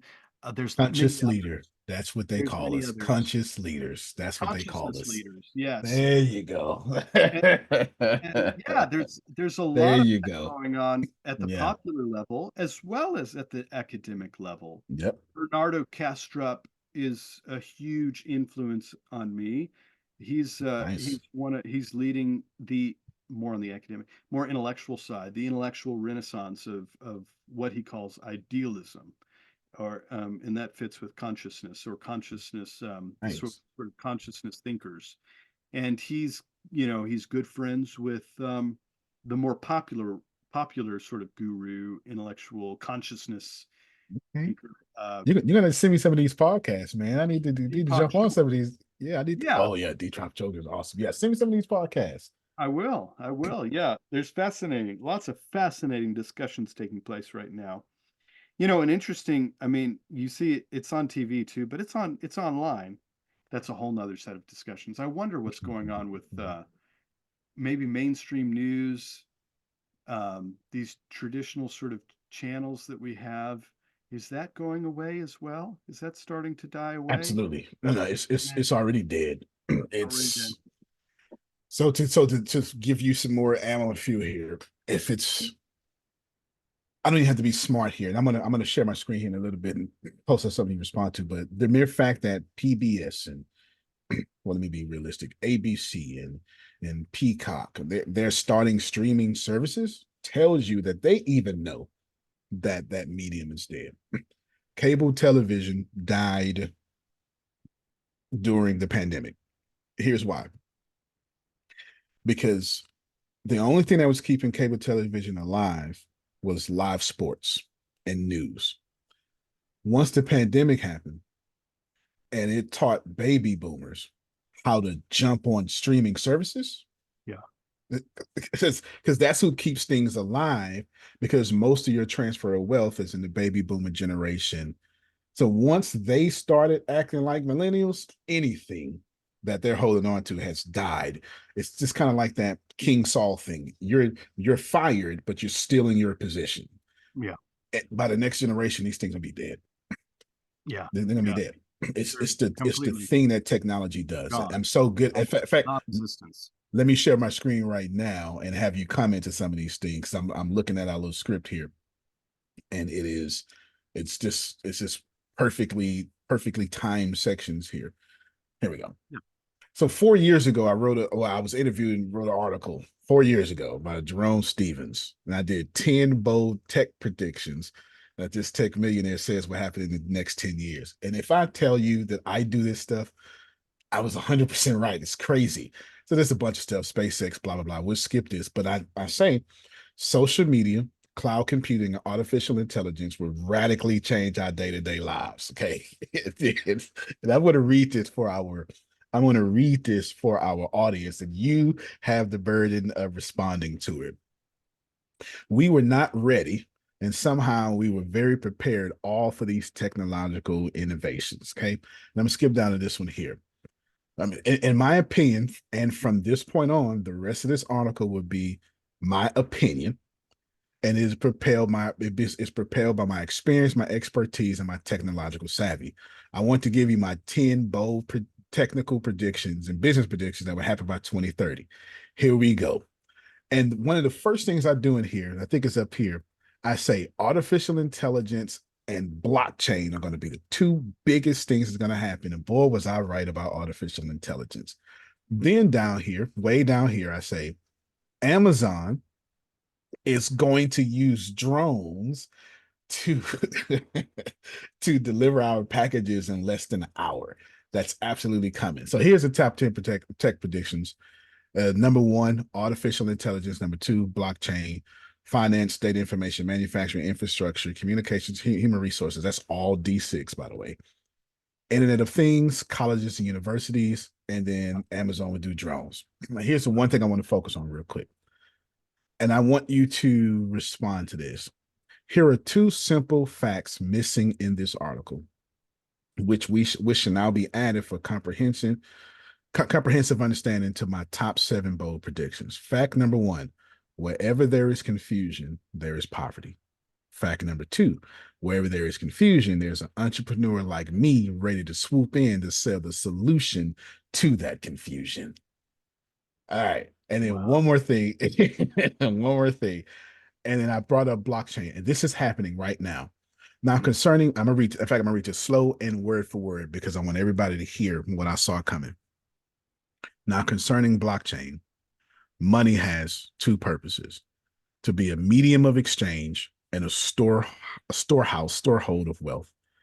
As soon as blockchain, specifically cryptocurrencies, figure this out, I guarantee you, all world power governments will be the first to create cryptocurrencies, except they will call them such cool name like digital currencies or something that makes you think they are looking out for you. And then boom, all governments will know the history of every dollar that is spent, who did it and with what happened to that dollar. Talk about making detective work easy. Cops would be able to make a request to see who sold what and with what type of technology. Government foreign policies will completely change because governments will know precisely how other governments are spending their monies. This is what I Wow. wrote down. We're doing that right now. Wow. Keep that article up. Yeah, keep that Okay, article. I got you. I want to see it. And then Yeah. might ask you another question about the first line. Yeah, Yeah, yeah. sure. About the cryptocurrencies, I think that's right. I mean, we've been seeing that obviously the last Yep. few years. There's been more and more controls from the government being placed on cryptocurrencies in order to oversee what it is that you have and Right. how it is that they can benefit from it. Right? I mean, that's been Accurate. happening significantly. I mean, pretty quickly. Yeah. I don't know how far they are. I mean, you know, I mean, pretty Russia much and the last America are few years. very, and China, all in a speed race to creating digital currencies that they call that's crypto, but government backed. We're doing it right now with cryptocurrency being backed up with the US dollar. We're doing it now, Oh, just we in don't these want little that. phases. We don't want Yeah. to, do we? Yeah. Just ruin it, huh? Just that's absolutely. Just as soon as you back it up with US dollar, it's ruined because it's decentralized currency, but you're going to put a government behind it. Anyway, keep going though. Yeah, that's right. I mean, we've been seeing that the last several years. 2020 was a big part of that, wasn't it? I mean, Yeah, that absolutely. there was a lot that was going on back then in terms of government intervention into these Yep. areas, and there's a, I mean, just in terms of like now there is, are you required? I guess you are required now, especially if they have access to knowledge of what you have in your crypto. You're supposed to tax it now, See. whereas before they, well, it wasn't even a question yet. I mean, but it's happened pretty quickly. I think you have to, Right, you're pretty supposed to. quickly. And Joe Biden did Yeah, Joe it. Biden has helped Yeah. us with that. Joe Yeah, Biden did it. I Of don't course want it him. would be a I don't want him Democrat to taking go in that. there and tax it. Yeah, Of I course don't it's a want him. Democrat. Yeah, that's right. I don't want him controlling digital currencies as well as everything else. But Yeah. anyway, so so yeah, that's been certainly going on. Cryptocurrencies are fascinating. This is where also I've been drawn to the business world. Well, this is a side note. I don't know. This is related to our larger conversation about me and my drives and what motivates me and Mhm. theologically how to think about these things. But cryptos have been of interest to me for a long time. I don't know as much about them. I don't understand it as much as you do and many other people. But I did see it back in, what was it? Before, after uh, people became real, started to become rich, and then, but long before it became too controlled, before it became more and more controlled. And so I did pretty well. I mean, I had a little bit of money. I put it in crypto, and I was like, we did pretty well. And I actually spent the money. Lots of people were very skeptical of it, and my Christian friends Right. were very skeptical. They're like, "That's not very prudent, Joshua. That's uh, that's unwise, Joshua. Are your that's Some of them would even say, "You're gambling, Joshua." And I was, no, Mhm. I don't think so. I mean, I read all these complex academic articles at the time. I couldn't explain it to you now. At the time I read it, I felt like I understood what was going on. I was like, this is brand new. This is fascinating. This is going to revolutionize economies. Have to get on board with this. And I wish I had gotten on board with it a lot more. Yeah, yeah, for sure. It's not going away. It's not It's going away. it's so it's the fourth greatest invention of mankind after fire, blockchain. Blockchain is a completely different animal. It's a Yeah. completely different, yeah, yeah, Yeah. Yeah. Blockchain is massive. It's yep, massively affected us. yeah. Um, and so, I mean, you still have traditional Christians who are even still kind of skeptical of it. And they're like, they just have a different view of economy that you just need to get out and do the sort of grit work. And it's like, well, you can do that. And, God bless you. You're not, I'm not sure you're working the smartest. Yeah. You're certainly working harder. Um, Yeah. anyway, I, No, I no, you're right. You're you're right. certainly working a lot harder. You're Yeah. not working the smartest. But anyway, I feel like we're getting off topic. Maybe I'm getting off topic a little bit. No, It's somewhat no. related. It's certainly fascinating. It's certainly tangentially related to these wider discussions about AI and technological developments and how it's affecting us. Theologically, we need to think about this. We need to write a theology of cryptocurrency. I don't think anybody's done that. How do you think about? I don't even know Wow. where to I don't begin think with that anybody. paper. Yeah. But yeah, theology has something to do with crypto. I mean, the fact that it's decentralized. Do you want a decentralized God? Do you want decentralized power? Right? That idea that no one controls anything. Mm, Then yeah, who is? That's a lot of theological implications there for sure. For sure. yeah, Especially yeah. you That's bring in right. yeah. Yeah. Actually, yeah, there are some places where you might some footholds in literature you might pick up on in Well, recent literature on certainly globalized discussions in theology that might have some impact in how we begin to scrape away at that question of right. yeah, democratization, of course, is relevant to the wider theological discussions. Yeah, okay. So, what were your two first points? Yes, I forgot to mention this is a USA reformer too, by the way. So in Jerome Stevens 4 years ago. I want to give people their credits. The first two were artificial intelligence and blockchain. But then I said something down here about the two things missing from the article was that was you talking about the confusion and poverty part? The Yeah, confusion. that Okay, part. yeah. So wherever there's confusion, there's poverty, which is so let me give an example of this.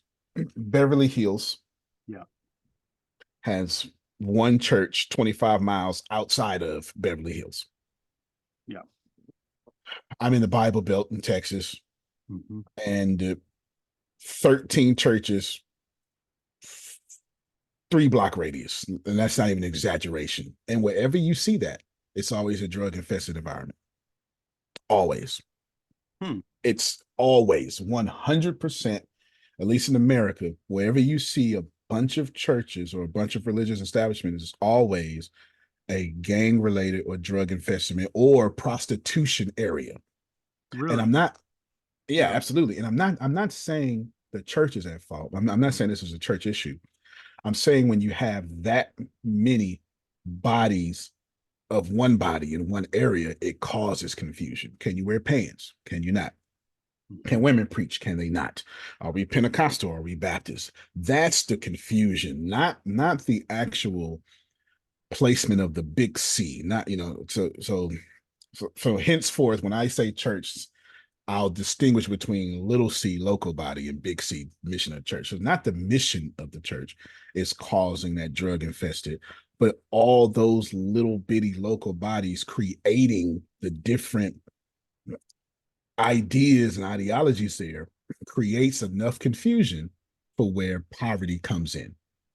And Hmm. that's always going to be the case. Whenever you have that many headed monster snake, you're going to always have that kind of separation. So when I say there's confusion, there's poverty, that's exactly what I mean. It's right here. Yeah, see that. Yeah. That's interesting. Yeah. Yeah, I Yeah. think at a simplistic level, that's right. Wherever there is confusion, there is poverty. There's certainly, well, there's intellectual poverty at least, Yeah, and absolutely. that's where it begins, right? I mean, Right. it goes back to the consciousness movement, right? I mean, it Yeah. points to its legitimacy. Yeah, there is. I mean, um, yeah, intellectual inheritance, Yep. intellectual. I mean, intellectual. The intellect and ideas. There's something about it that is like currency. It's like Yeah. wealth, and Absolutely. those who have the wealth are Might even be the greatest form of inheriting in many currency. ways. Yeah. Yeah.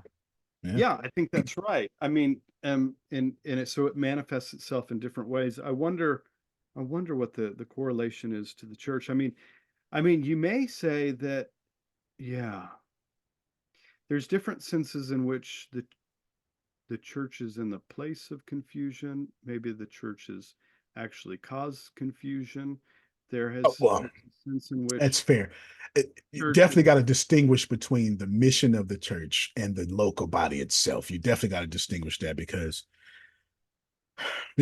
I wouldn't, I don't know, maybe it's my conservatism that doesn't I have a allergic reaction attempting to say that the big C church created confusion. Although there are times when Jesus says, I did not come to just bring everybody together. I also came to divide. So I get that part. yeah, right. But there's this idea of one accord. If you, and we see it, and everybody listening, we all know that, in fact, y'all just think where you live. The better your zip code, since we're talking American talk, the Yeah, lesser the churches are. The less church you have, First Baptist or Second Baptist, something like that, and you have 10,000 people in one. But the less the more the community serves people, the bigger and the more affluent that community is. So yeah, the brain surgeons serve a lot of people, and then fractionally serve a lot of people. Because if you help me with my brain, you help my family, so your house looks different. yeah, When you have a neighborhood that doesn't serve a lot of people, what you have is a lot of churches. And I'm not, so I am definitely drawing a correlation. There's most certainly a correlation between those local bodies yeah, being open in the drug infested area, but I'm not saying it's the church. I'm saying it's all these different theologies. So if there's no cohesion, that's enough room to allow all this other stuff to come through. Now, that is going to be hard to disagree with. There's some holes in my argument that even I can see, but I could still get in my car right now and drive to a neighborhood and test my theory here, yeah, even though it's not a theory. So there's definitely something there. So let's bring it back to you as the I see you as the God's prophet, using the word prophet in a new covenant theologian perspective. I'm holding the unity of the Old Testament, and discontinuity of the New Testament together. I see you there fixing, no, I wouldn't say a prophet, fixed, holding the gray area together to where God can do God's work. That's how I see you and what you're going to do. Because you need that. Without the gray area, then there would be no New Testament. Then it would just be actually, it wouldn't even be no Hebrew Bible either. That, that this is what the law says. This is what happens. That legalism, even in, so when you look at John, or the fourth gospel, the prologue, and section was 1719, you got grace upon grace. yeah, How John argues specifically yeah. that the law was grace itself, Uh-huh. And then we got a better grace, which is why the whole second John comes in, right, with the wedding at Cana. You gave us this wine and we thought it was going to be bad, but you gave us a better wine after that, right? So these two chapters go together. Yeah. So thinking of that, throwing it back to you now, thinking of that idea, this idea of that there must be a gray area for God to work in.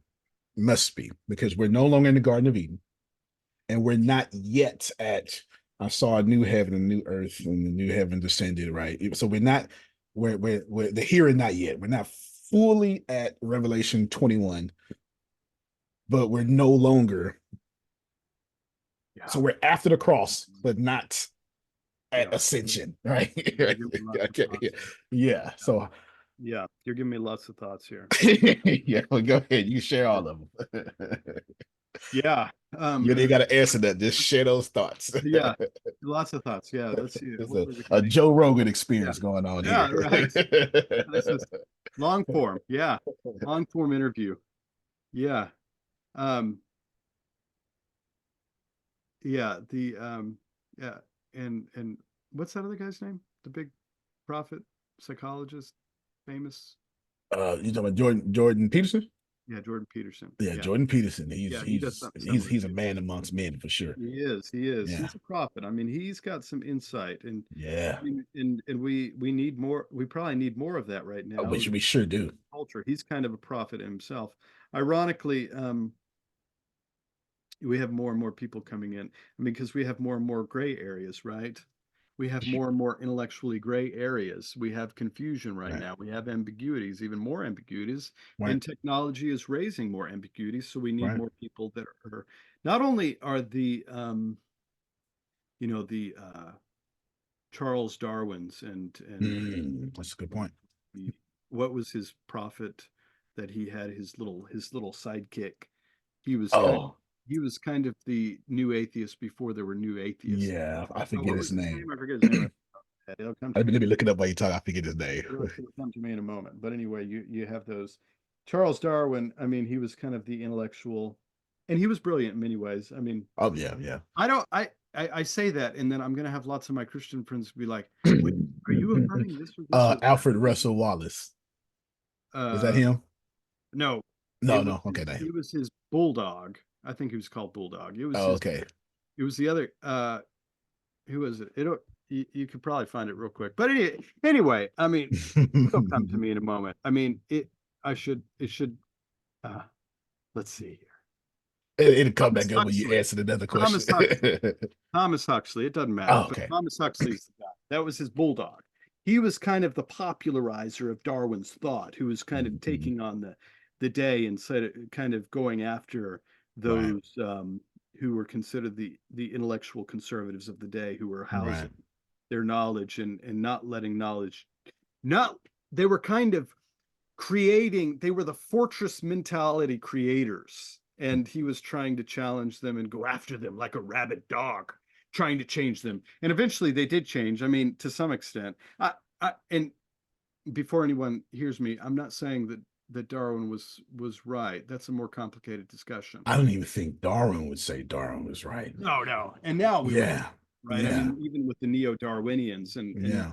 the more complex discussions, but there was an interesting social dynamic there that was occurring Right, as science was moving forward. Darwin was the guy who was seeing like these ambiguities and trying to make right. sense of it, and he brought some theory that at least for some people made some sense of it. But then it stirred up this whole controversy with the church. This is why you can't separate religion and technology completely. They've Yeah, always been together historically, right? yeah.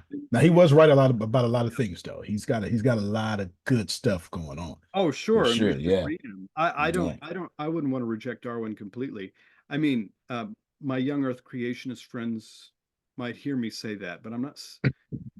They might hear me say that I want to embrace him, and but I'm not anyway. But anyway, the Ken Ham types might hear what I'm saying and have a problem with what. But anyway, where was I going? The point was, I think that there's this gray, there's ambiguities. I'm agreeing with what you're saying. There's an intellectual currency that is occurring, and there's something about being an entrepreneur who's also an educator that is stepping in the gaps and trying to make sense of things. We need people like that who are um, not only the businessmen, but the leaders and the visionaries who are Right. understanding the more intellectual side of what's going on. But we need also the prophets who are speaking into those circles to make sense of them and help others come along and understand themselves, to give them an Right. understanding, to Right. help them understand. I mean, that's very good and profitable, and we need Yeah. that. And that's why entrepreneurs have been very good in many ways. I mean, they've been good and bad. They've stirred up important discussions. Absolutely. I mean, I think the preacher who is not afraid to become an engineer can do far more better for the church in the world than what we have discussions about. Mm-hmm. We that discussion right there is very, like, if you take now my preacher friends about to get mad at me. Yeah, If you take most preachers away from preaching, yeah, they have no other skill sets. They they can't do anything. They've either been in the church for 39 years pastoring one church and they have no other skill sets, or and I'm not saying there's nothing wrong with this, but I'm juxtaposing the problem with, like, the government. Let me, Congress does not look like America. yeah, yeah, But the problem with Congress is, I know engineers, no one asks a yeah, poli science major to solve a computer problem or a financial problem. I'm not sure why we do that yeah. in our governmental system. But anyway, let me ask you a controversial thing real quick that Well, I'm not sure if it's, oh yeah, you go ahead. oh yeah, just to add on to what you're saying, I think you're right. I mean, practically speaking, it is very hard for pastors who have been in those circles for the longest time to at least it's hard for them to show how their skills are transferable and to move into a different It's mode. difficult. And that's It's why difficult. you have this real problem of people who lose their jobs for whatever Right. reason. They get thrown out of the church for whatever reason, as Oh Pastor yeah, it happens all shared the their time because God, right? They members are don't crazy. do. Yeah, Yeah. that's true. There's a lot of that Yeah. too. Yeah. There's a lot of that. Yeah. I They pastored for 12 years. I just retired last year. Members are I do crazy. know that. Yeah, yeah. Yeah. Yeah, that is difficult. I Yeah. mean, and to the extent that these churches, these pastors, these theologians are not understanding our culture or speaking into the culture, moving into those niches as those constructive niches, as Yeah. social evolutionary theorists would call it. There are gaps. There are practical gray areas, and so there. I guess I'm seeing this. I'm wondering. There are practical gray areas that create confusions and tensions and ambiguities that need to be sort of moved into. We need to move into those areas and try to make sense. Yeah. Well, humbly submitted. But but I would say, oh, go ahead. No, no. Well, I was just going to say, we're raising a generation of children that are automatically engineers. Automatically, it's the technology. Your 4-year-old niece can run an iPad efficiently, not just effectively, but perfectly. Yeah, yeah, And then we're asking them to go into the church and time travel back to 1920, where you're not allowed to use technology. So there's just something there that people like you can change, because you're one of the preachers, scholars, also becoming an engineer. And this engineer is a big, broad case load. It could be a technical engineer, a computer engineer, mechanical engineer. And since you're doing that, there's sure. so many different things that you now qualify to bring the church forward. The Yeah, church is alive in you yeah, even more than most, due to the fact that while the yeah, world is engineering, you are too. And yeah, that's the point I was trying to make. yeah. Yeah, I was going to go a different direction. Maybe I'll go to that direction later. But yeah, yeah. Yeah, it's interesting. I keep coming back to this question when I think about my Yeah, daughter and educating her. How do I educate her, and how do I do it the best way? How do I prepare her for life? yeah. And so there's a balancing act in terms of how she learns technology. She has to learn technology, and she will, unless we go live off the grid completely in the Oh, well, mountains or something like that. there you go. She will learn it. I mean, it's around Yeah. her. I mean, she's. You and I mean, John the Baptist would yeah, eat unleavened crackers. yeah, that's right. I mean, there are prudential concerns that I certainly have about the internet and her, and hopefully we can come up with good technology by the time she's a preteen teenager, that we can maybe maybe control and oversee things a little bit better, um, so that Certainly she going to can find get out. access to certain Yeah. kinds of information that will affect her in negative ways. But so but also there are positive ways, and I have I have two different thoughts on this. Let's hear them both. Yeah. So we got this, and I've been reflecting on this for the last week. We got this from this free thing from Amazon, this clock that is a child's clock, and it has five different alarms in it. Um, and you have this female voice that comes out of it. So when she's supposed to wake up, if you've probably seen I this, never know. I never it's seen it. actually really good, but it kind of uh, it's really good actually. It wakes her up and it says, "Honey, it's time to get up." Really nice voice. I remember the first day we heard it, the whole family woke up really happy, and we're like, "Oh, this is a good day. We're going to start off a good day." And she set the tone for us. It's like, um, and I was thinking to myself, I've been thinking about, well, that's positive. I think that's a real benefit that technology has advanced, and it's helped her start her day. And now she's hooked on it. Like it gives her Wow. three alarms in the day. Honey, it's time to wake up. It's time to eat. Time to brush your teeth. Honey, it's time to go to school. And she's like, she's on it now. Like That's she's good. all over it. Yeah. And, and I thought that's good. There's something about the voice. And I thought to myself, you know, at one level, should we as parents be supplying that for her? It has been a help, and I'm not ready to throw it out or reject it. Using technology shouldn't be an indictment on your parenting skills either, though. We've so why would you think, Well, so I would not say you, this. second person plural, but like what's the disconnect there between technology and Christianity? What's the disconnect there too? Well, so I don't know if this just it's certainly useful. It's certainly I wouldn't say it's bad to use it. We're using it. Yeah, yeah, so Here's what it's I would smart say. to use it. Here's what I would say. Actually, it could be helpful in making us more virtuous. It could be helpful in that way.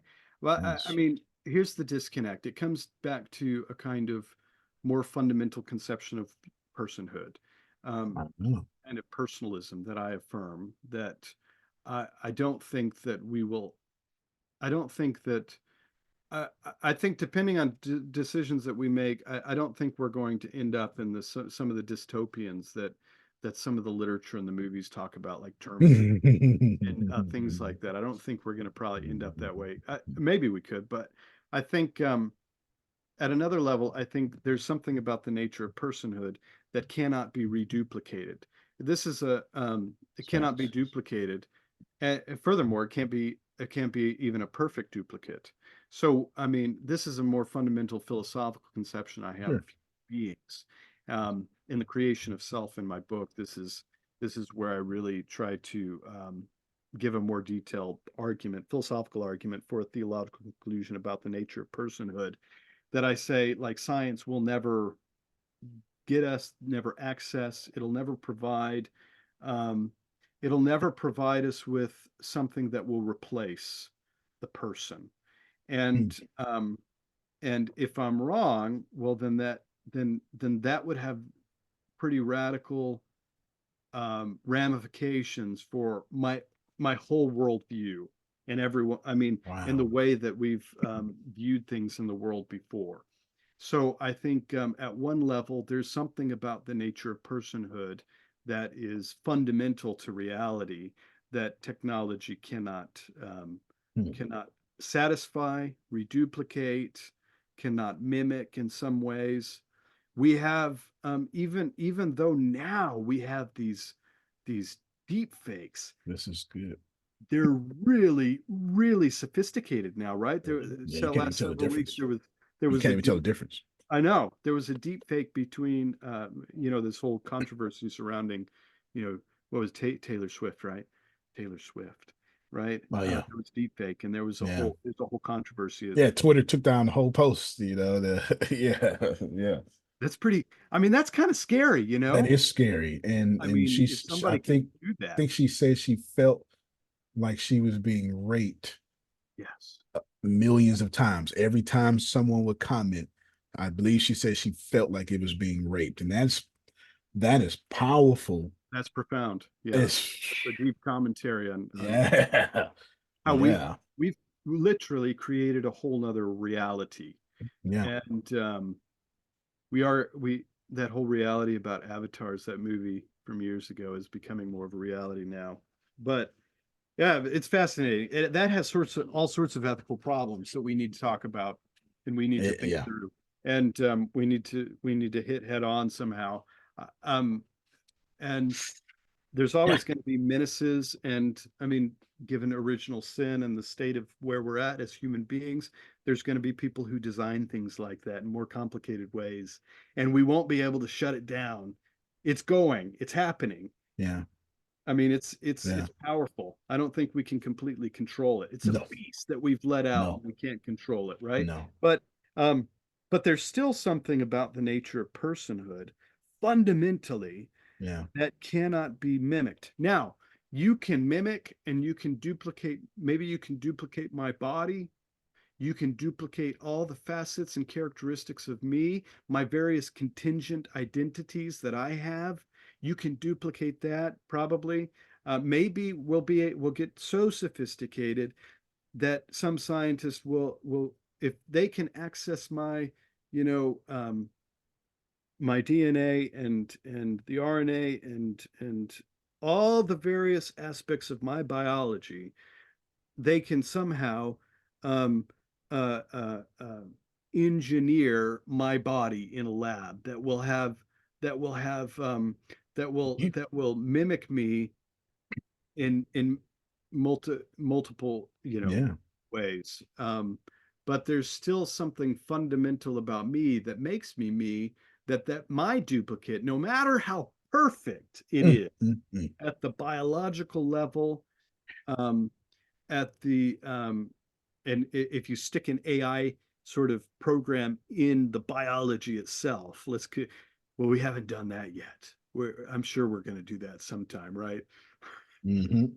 Where I got so many questions for you here. Keep going. I got so many questions for you here. yeah, I mean, we've already done the cloning. We're gonna perfect that, right? And then we're going to create AI learning bots and sort of conjoin that with the biology itself. Yeah. Even when you do that, I don't think, I mean, if my argument's right, and I think it is, um, you cannot make me me again. And there's something fundamentally about me. There's the personal touch. And this is in the history of modern philosophy, I think this has been one of the most important insights that has come down to us from modern philosophical discussions, and theologians have taken it up in varying ways and interesting ways, like Pope John Paul II and Benedict, as well as others. And then before him, of course, the existentialist phenomenologists leading up to the personalists. There's something about the nature of personhood itself that is utterly mysterious, fundamentally distinct. There's a particularity about you, and there's particularity about me that cannot be reduplicated. Um, and if there is any such thing as a perfect duplicate, we still have to make a distinction between what a perfect duplicate is and how it doesn't violate or trend.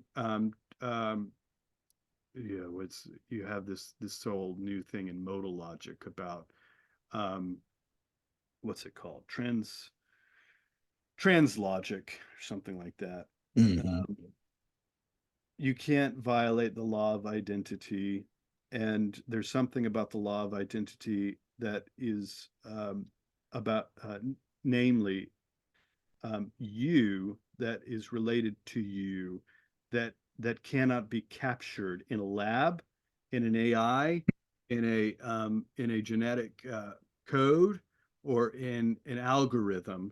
Yeah. Um, put simply, simplistically, I put it more complex in my book, but put simplistically, there is something about that that cannot be generated.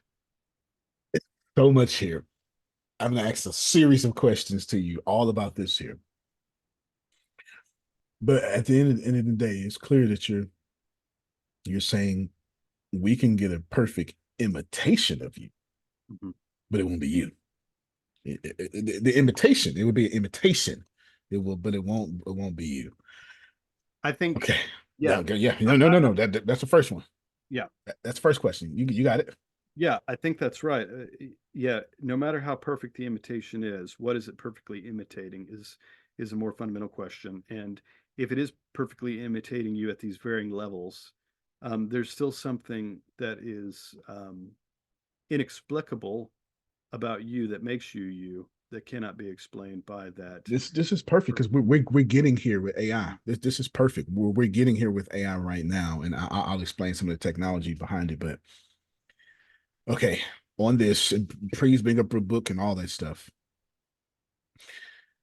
So conscious, you do believe that we do well. We absolutely do have the technology today to duplicate your consciousness. We do. Now to download it and upload it, that's a different story. But I can create a chat GPT that only talks like you and acts like you, right? If I have enough data on who you are. And then, so this, you didn't say the word soul, but it is absolutely implicit. Like that's what we have no technology to get us there. So what my question now to you would be, what is how are you using you first? Like, it can't we can't duplicate you. What is that you? How are you using that? What is a person, or what makes a person a person? Actually, let's just stay there. What makes a person a person? What is that? Because whatever you're saying is loaded. I can hear it, but I haven't read your book yet. Yeah, yeah, right, sure. Um, I think you got a copy of the book, don't you? Yeah, you got it. I'm Yeah, looking at it right now. I just haven't uh, read it yet. the creation of self. Yeah, so what is it that is you that makes you you? There, so let me answer that by probably not giving a sufficient answer. Um, I don't think anybody in the world history has given a sufficient answer to this question. that's right, and I actually think that's a good thing. Yeah. If we Here's the problem: if we don't have the language, Yeah, if we don't even have the language to describe what you is, that's true. um, I I find it hard to conceive. Now, well, okay, so I can think of some counterexamples, but I don't think they're perfect parallels. But um, I don't. I think if don't even have the language to make sense of who you are without having some sort of first person access to the fact that you are, and that furthermore that you know that you are, or at least I know that I am, and I have access to the fact that I am, then it shows several things. I think we can extrapolate several things from that fact. Yeah. This is where I think this is starting to sound like Descartes, and I think the Cartesian insight is probably right. I have to say he's probably my second favorite. Yeah, He's probably good, my good. second favorite. Yeah, Yeah, good. He's great. yeah, yeah. Uh, He is. Actually, no, Friedrich Nietzsche. But that's a philosopher. That's not a theologian. So anyway, but yeah, Nietzsche, Descartes, they're tied for two. I mean, they're yeah, tied for two. yeah. Yeah, Well, for sure. Nietzsche's brilliant. Yeah, he's brilliantly crazy too. Yeah, You yeah. know. That's right. That's okay. Well, I mean, well, anyway. But anyway, yeah. So that starts to sound very Cartesian, and I think Descartes' insight is right. I think interestingly, I wrote this academic paper, so hopefully don't let your eyes glaze over. Not you, whoever's listening. But I wrote a paper on this, Descartes' historical influence on philosophical and neuroscientific discussions. Wow. And I try to show, I don't think it's all that revolutionary, but I think it's an important contribution to the discussion. I think we need to think about this. I think there's a lot more to say here. Yeah. And I'm trying to do it more from a historical vantage point than a strictly theological or philosophical vantage point. And that is that um, many of the interesting discussions about consciousness. So this is going back to our consciousness discussion that's related to everything else, really. Yeah. Consciousness, his fundamental insight and what that means in terms of what you and I are, what we are made of, or what we are at the fundamental level. His particular insight is still with us today. Descartes' Mm. ghost is still there, ironically, and as much as it's kind of like it's kind of like I think there's a kind of commentary here Right. socially, and as much as people say or will scream, you know, God is dead, following Nietzsche, and there's a whole interesting literary Hmm. dialectic there that's right at one level, right, but at another level it's not right, right. I don't Yeah. think it's right, but and theology is dead, right. Yeah. And they get really mad about it, Yeah. right. They got to convince Yeah. you, right. We Yeah. I was so gonna say much as I scientists. tend to stay away from people to yell at me how I should think, you know. um yeah, they're actually revealing more than they realize. Yeah. Some people gravitate toward that sort of thing, right? They like that. But anyway, so Descartes' insight is still with us. His shadow, his ghost. In one talk I talked about him as being the man behind the green Yeah, curtain, right? In the for Wizard sure. of Oz, right? For sure. And he's still present with us. Yeah. And his stamp is still present even in the academic, neuroscientific, and philosophical discussions. As much as they want to get rid of him, they can't quite seem to get rid of him. Yeah. I could tie him And into quantum mechanics yeah, easily. yeah, Easily I could right. tie him into quantum Yeah, mechanics easily. yeah, Yeah. yeah, right. I think so. I think so. I mean, I show that like in neuroscientific literature that's trying to talk about consciousness and the self, the more they try to talk about it, they end up actually constraining it to a certain language that doesn't quite capture it. So they end up presuming implicitly or Right. explicitly in many cases what Descartes was exactly showing about the nature of the self itself. And so when they try to do their neuroscientific studies of the self and they say, look at all we can say about the self. We can point to these things in these areas in the brain.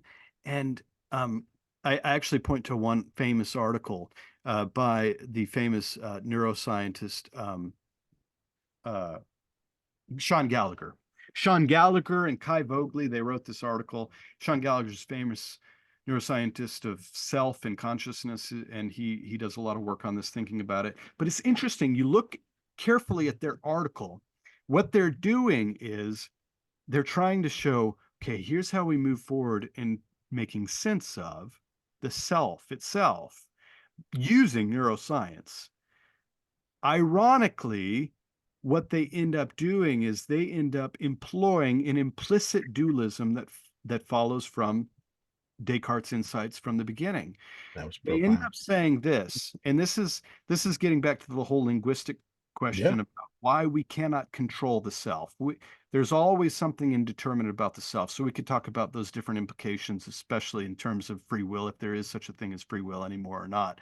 But um, I we got could talk thoughts about on all that. these implications and why this is still the case. This is true. I mean, there's something there, and there's something even when we talk about the self in scientific terms, where there's something about the self that's elusive, that's non-capturable in the linguistic of neuroscience. So you have these neuroscientists who are sitting up on their pedestals saying, some of them saying, like Daniel Dennett, we've figured out the self already. You need to Right. get over it. And No, we and have not. Descartes, as brilliant as he is, and however, whatever he did he was all wrong, right? Everything about him was wrong. Everything he said was wrong. And we've gotten past that. And we've done so much work and we can show it and prove it in science.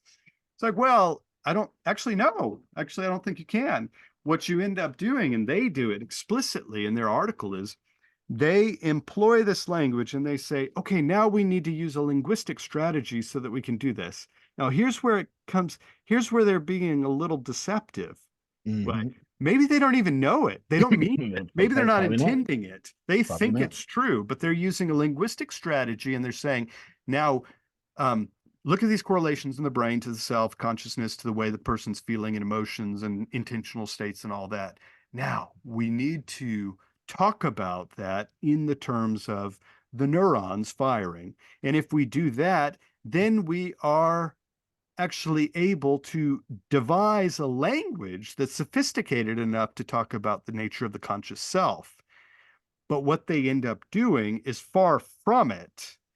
What they end up doing is they end up taking away everything that's really fun, like fundamentally interesting about the person. It's kind of like, it's kind of like, it's kind of like, if we were to go out and, and interact with people in nature, and we were to strip away everything about them to their component parts. And then we were to say, now this is actually what's going on. Your neurons are firing here, and your particles are moving here, and your blood vessels are doing this, and your brain is working this way, and your central nervous system's working this way to bring these about. It's like, well, if you're interested in science, that's really fascinating, but then you've just cut away the most fundamental and interesting things about the interactions themselves. Right. It's like taking the poet and or the poem and breaking it down to its component parts and saying, look, we've explained the poem. No, I don't. No, you haven't. And neuroscientists haven't explained the self or consciousness. What they've done, if they've actually employed a linguistic strategy and a mechanism for talking about something Hmm. that they're not really saying anything about at all when they reduce it to neurons firing or neuroscientific language, when they're strictly sticking to the sciences themselves. There's something now, um, there's something about that that's a little devious. And I like this whole conversation, man. This is good. there's something about what they're doing that's a bit deceptive. And I'm not saying they're intentionally being deceptive. They might actually believe what they're saying. I think some of them do. I think Daniel Dennett says it. Um, you know, Daniel Dennett, he's one of the new atheists. And in that article, they're following Daniel Dennett because they're saying, Ah, okay. we need to get rid of the philosophy. We need to get rid of metaphysics. Metaphysics bad. Let's do science. Science is going to lead us to this new era of scientific utopia. And then we're going to be able to figure everything out and understand everything. And we're going to get to a new place. We're going to get to this utopia through science, right? And they think that. And they think that's going to actually happen. The crazy thing is, science has its own metaphysics. We call it theory. Yeah, They that's just right. changed the word. It just, That's right. Yeah, metaphysics is, yeah, that's right. That's they right. just say There's theory, always implicit. string Yeah, theory, that's quantum. yeah. Yeah, There's an implicit metaphysics when scientists are thinking about science themselves, absolutely. and Daniel Dennett is employing an implicit metaphysics, despite the fact that he wants to reject metaphysics itself, and despite the fact that many of these neuroscientists or trying to suggest that we need to reject metaphysics itself because, well, it's not objective and we can't arrive at um, clear truths about the world. But ironically, they end up employing so many and doing so many Cartesian things almost Right. that Right. they end up doing metaphysics implicitly, maybe not very well, and they end up denying it, or they end up rejecting what they actually say in Right. the end. They speak out of two sides of their own mouth. Daniel Dennett, I think he actually believes this, so he'll say things like this. Here's one thing that's different about consciousness and that points to the reality of consciousness. It's the nature of qualitative experiences. Philosophers call it qualia, qualitative experience, right? I mean, there's something about qualitative experience that makes the world really interesting. You can explain the neuroscience behind qualitative experience. You can explain like what's going on in the brain when I experience euphoria or when I experience anger. You can explain what's going on, right? You know, it, well, let's take sex. You can explain what's Hmm. going on biologically in sex, but then when you take away the most other interesting facts about it, you're not actually explaining sex itself. The That's right. biology is insufficient for Right. explaining. There's this whole thing about qualitative experiences, right? There's the whole Mm. thing about the taste, the sense, Yeah. the smell, the second personal encounters of the other person that you can't You quantify. you're proving your point in your book. That's what makes you you, Yes. because animals don't do that. You do. Only we do. Yeah. Right? Only I we can do those things. So that you I just think accidentally in a large prove way, one of yeah. your points. Yeah, I Yeah. think so. I think so. I mean, I think animals might have souls, lower level souls, higher level animals. But Oh yeah, yeah, but for yeah, sure. but Yeah, yeah, like but in other ways, dogs, yeah, I think you're right. animals It's that act very like much the same. humans, not Yeah. goldfish and That's right. yeah, Yeah, that's right. yeah. That's right. Yeah, I Yeah. think at a higher level way, yeah, there Yeah. are some things that we only do as humans that no other evolutionary organism does or can do, or there's a certain kind of niche knowledge that can fill in the gray areas, the Right. ambiguities of life that only human beings could, who have knowledge and you might say wisdom, the access Yeah. to those gray areas, and that That comes through strengthens your argument. But yeah, yeah, that strengthens your argument. Yeah. yeah. And so there are these qualitative experiences that lend themselves to a different kind of knowledge that is not directly reducible to, say, the biological sciences, the neuroscientific sciences, or, um, well, what else? Chemistry. Chemistry is an important one, right? Chemistry Yeah. is, or let alone different kind of science, technology, information technology, and what's going on there. There's something about that itself um, is ultimately generatable. It's ultimately it functions according to generalizable laws. It functions according to universal laws. Fair. That's not to say that we don't have, yeah, but anyway, um, but it also functions according to kind of reduplicative logic in theory. I mean, you can reduplicate these things, and there's and presumably we understand, or we can at least in theory understand everything about them, and we Right. can continue growing and knowing and understanding them in a way that lends itself to a kind of control. There's this right. There's the whole dialectic about control after modernity that anyway, that's a fascinating discussion itself. Yeah. But Yeah. anyway, but I think there's something about that lends itself to that possibility that's just not the same in terms of humans. There's something about the nature of persons themselves, right? We can say, yeah, well, yeah, Josh, I can think of counterexamples. We control humans, right? I mean, we can control them bodily. I mean, we've put people into slavery. We can do things. We can Right. force things physically. We can do stuff like that. We can put them. Maybe we can make them psychological slaves. Yeah.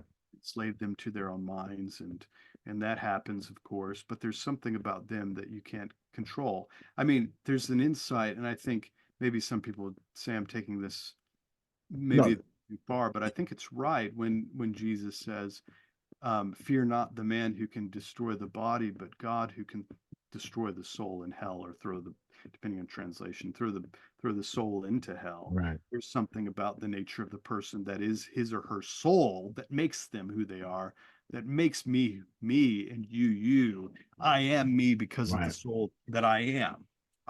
There's something about me that is immaterial, that's uncontrollable. So that has, if that's true, then that has a wholesale set of implications and ramifications for everything else, including right, ethics and how we approach technology and AI and all the like. That's important, and ultimately, uh, um, um, maybe I'm revealing it too quickly. Um, mm, and I'm saying I'm getting ahead of myself. But ultimately, I mean, I think that points, and this is the argument of the book, and I think it's a good argument that many, philosophers and theologians are reflecting on. I think there's a literature here that's important, and that is that not only are we souls, like you were getting at before, I think that right, was implicit all over what I was saying, that we are souls and that we are immaterial kind of things, like Descartes said. I think yeah. Descartes right. I think he's right in a large measure. I'm not saying I agree with every tenet of what he says in all of his books. He wrote a lot that would I most don't of. agree with everything I say. So That's right. That's right. yeah. Yeah, that's right. So yeah, um, but I think he's largely right. Yeah, I think so too.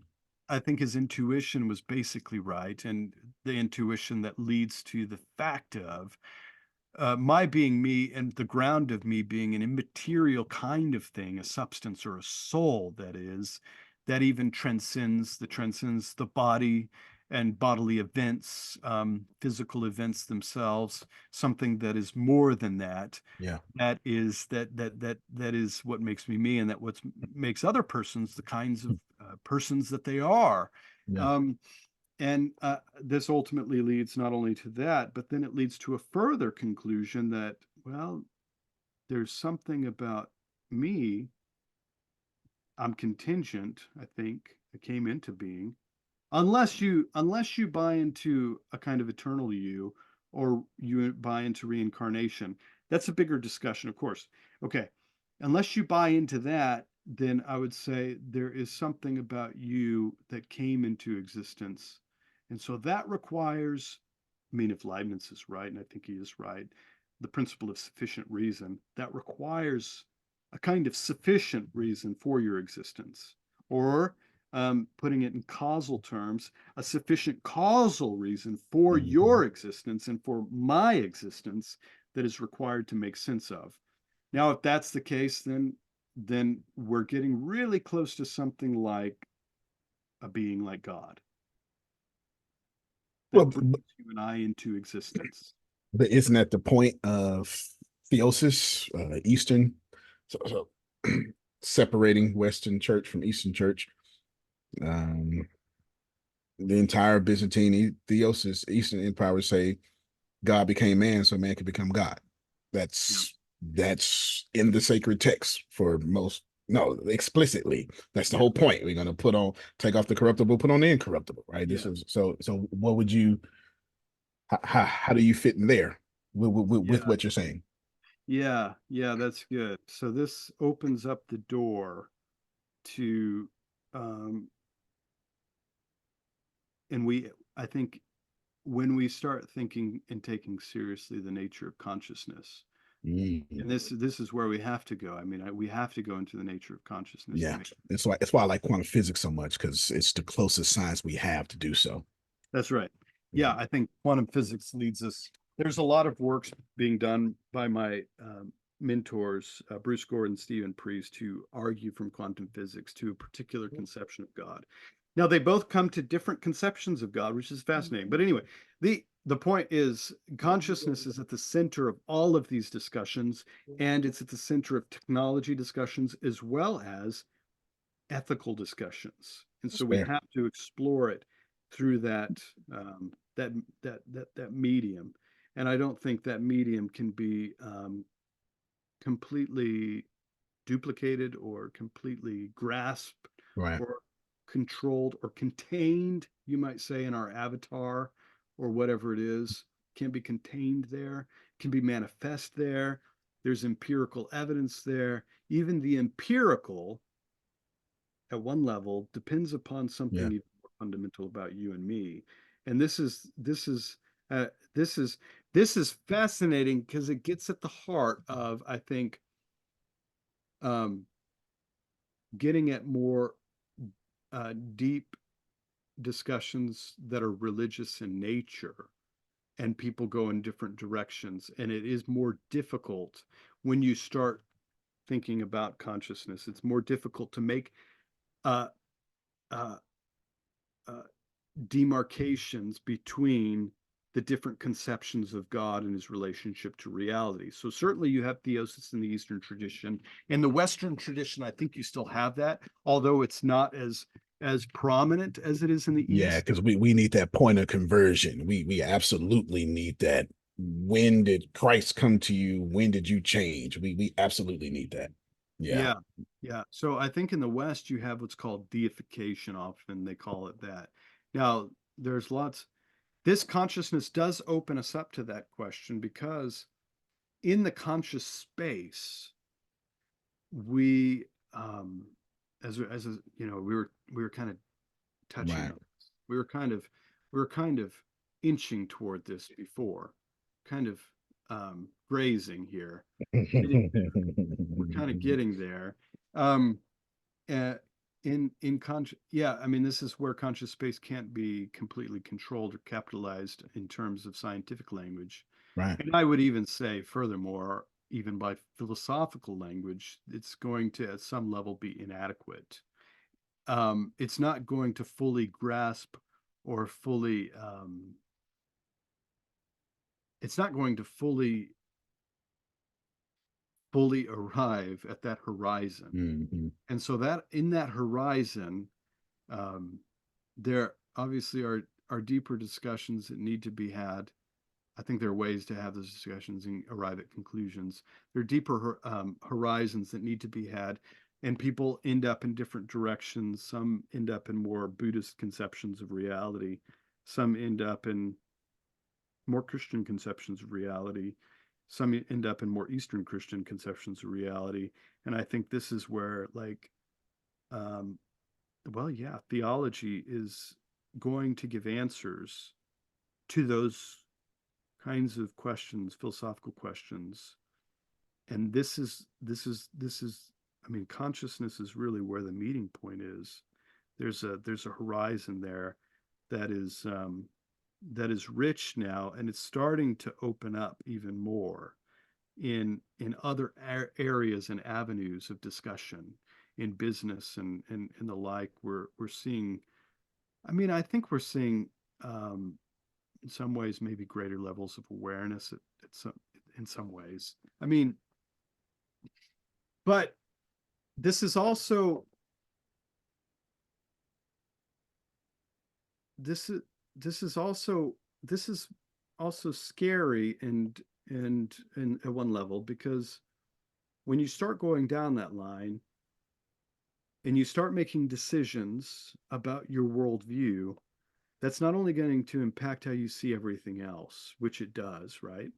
Right. It does. And but it's going to impact how you ethically see everything else as well. And um, I mean, it's unavoidable. We have to go there. But when we start making decisions, people are going to make different decisions, and that's going to manifest itself in different ways. And um, and people are going to have differences of opinions about metaphysics. It's going to impact their ethics. You're gonna And have to deal with all of them because that's that right. that's your Right. that's the champion you're spearing. You're spearing that. I've Yeah. got one more question for you. I got a bunch of questions. I just saved them for Yeah. next time. I knew 10 minutes in, 10 minutes in, I said, let me throw this script out.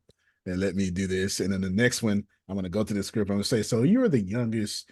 Um, what was it? I'm going to say things like, so you're the youngest person to ever hold this prestigious title. I'm going to do all that right next time. You Okay. know, I'm Yeah. gonna do it in there. But I wanted people to see how freaking smart you are. It's ridiculous how smart you are. Plus, I mean, I watch these videos all the time on YouTube, and a lot of they're gonna hate me for this, but a lot of smart people are not entertaining, Yeah. and then because that's that's kind of the way it goes. And then a lot of entertaining people are not smart, you know. And then That's you right. end, and then you Yeah. end up having these conversations that never really push the envelope, or not trying to push the envelope, but push. Like you said so much here that there's going to be people going to listen to you. They're going to wait a minute. I'm going to let me disagree with him, and they're going to go study. Oh, let me go agree with him, and they're going to go study just to counter your argument, right? Or agree with your argument, and that's kind of what we want to do here. Sure. If Abraham Lincoln says, if you make a speech and don't challenge anybody, you didn't make a speech at all, right? You Yeah. just exactly. I got one more question for you. Yeah. Next, I'm going to open up next week or whatever we get back together again, telling you what I think is going to happen 300 years from now. If I do it now, we're going to be here for another 3 hours. That's for sure. If I do it now, I want to go. I want to surmise this entire conversation. I want to encapsulate this entire conversation into one thing that's going to happen by the end of this year. I guarantee you. No, no, no. The church is too slow for that. And in 2025, this is going to start happening, and it's going to be very, very prevalent. Sermons are going to start being written Mm. by AI. Uh-huh. That's going to happen. I guarantee you. I know it Yeah. because technology, it's like using a calculator. Technology is a tool. Yep. And right now, and remember, I'm a ghostwriter. I cannot tell you how many ghost sermons I have written for many of prominent people. There's a whole, like, there's many of mega churches that have a charismatic Joshua Ferris who can't think, and it has the Joshua Ferris who can think, Mm. writing his sermons because, exactly. Yeah. Yeah. Chat GPT can do that for you right now. If you know how to feed enough information, you can genuinely have sermons come out. My question to you is twofold. Draw from your book and draw from the AI ethical, however you're going to handle this. Books per se, I mean, where's that you-ness at there? Because that's going to be that perfect imitation all over again. It's going to be a great sermon, but it's going to be an imitation of a Mm. sermon, right? That's very implicated in your argument there. And then secondly, what is that? What happens ethically when preachers are no longer using the Holy Spirit to write their sermons? Holy smoke. I'm glad you didn't ask me this question. Yeah. Oh man. Yeah. I don't love you at all for asking you this question. Yeah, that's mean. It really is. Naughty. No. Yeah, yeah. So AI is the Holy Spirit writing sermons. And then, of course, that's a great imitation. How do you respond to both of Well, those? well, I guess if we can have demons in chatbot, maybe we could Fair have enough. here too. I don't know. No, I'm just well, I would say this, yeah. Um,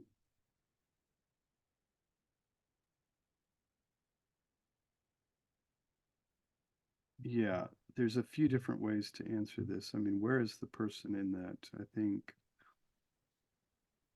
I think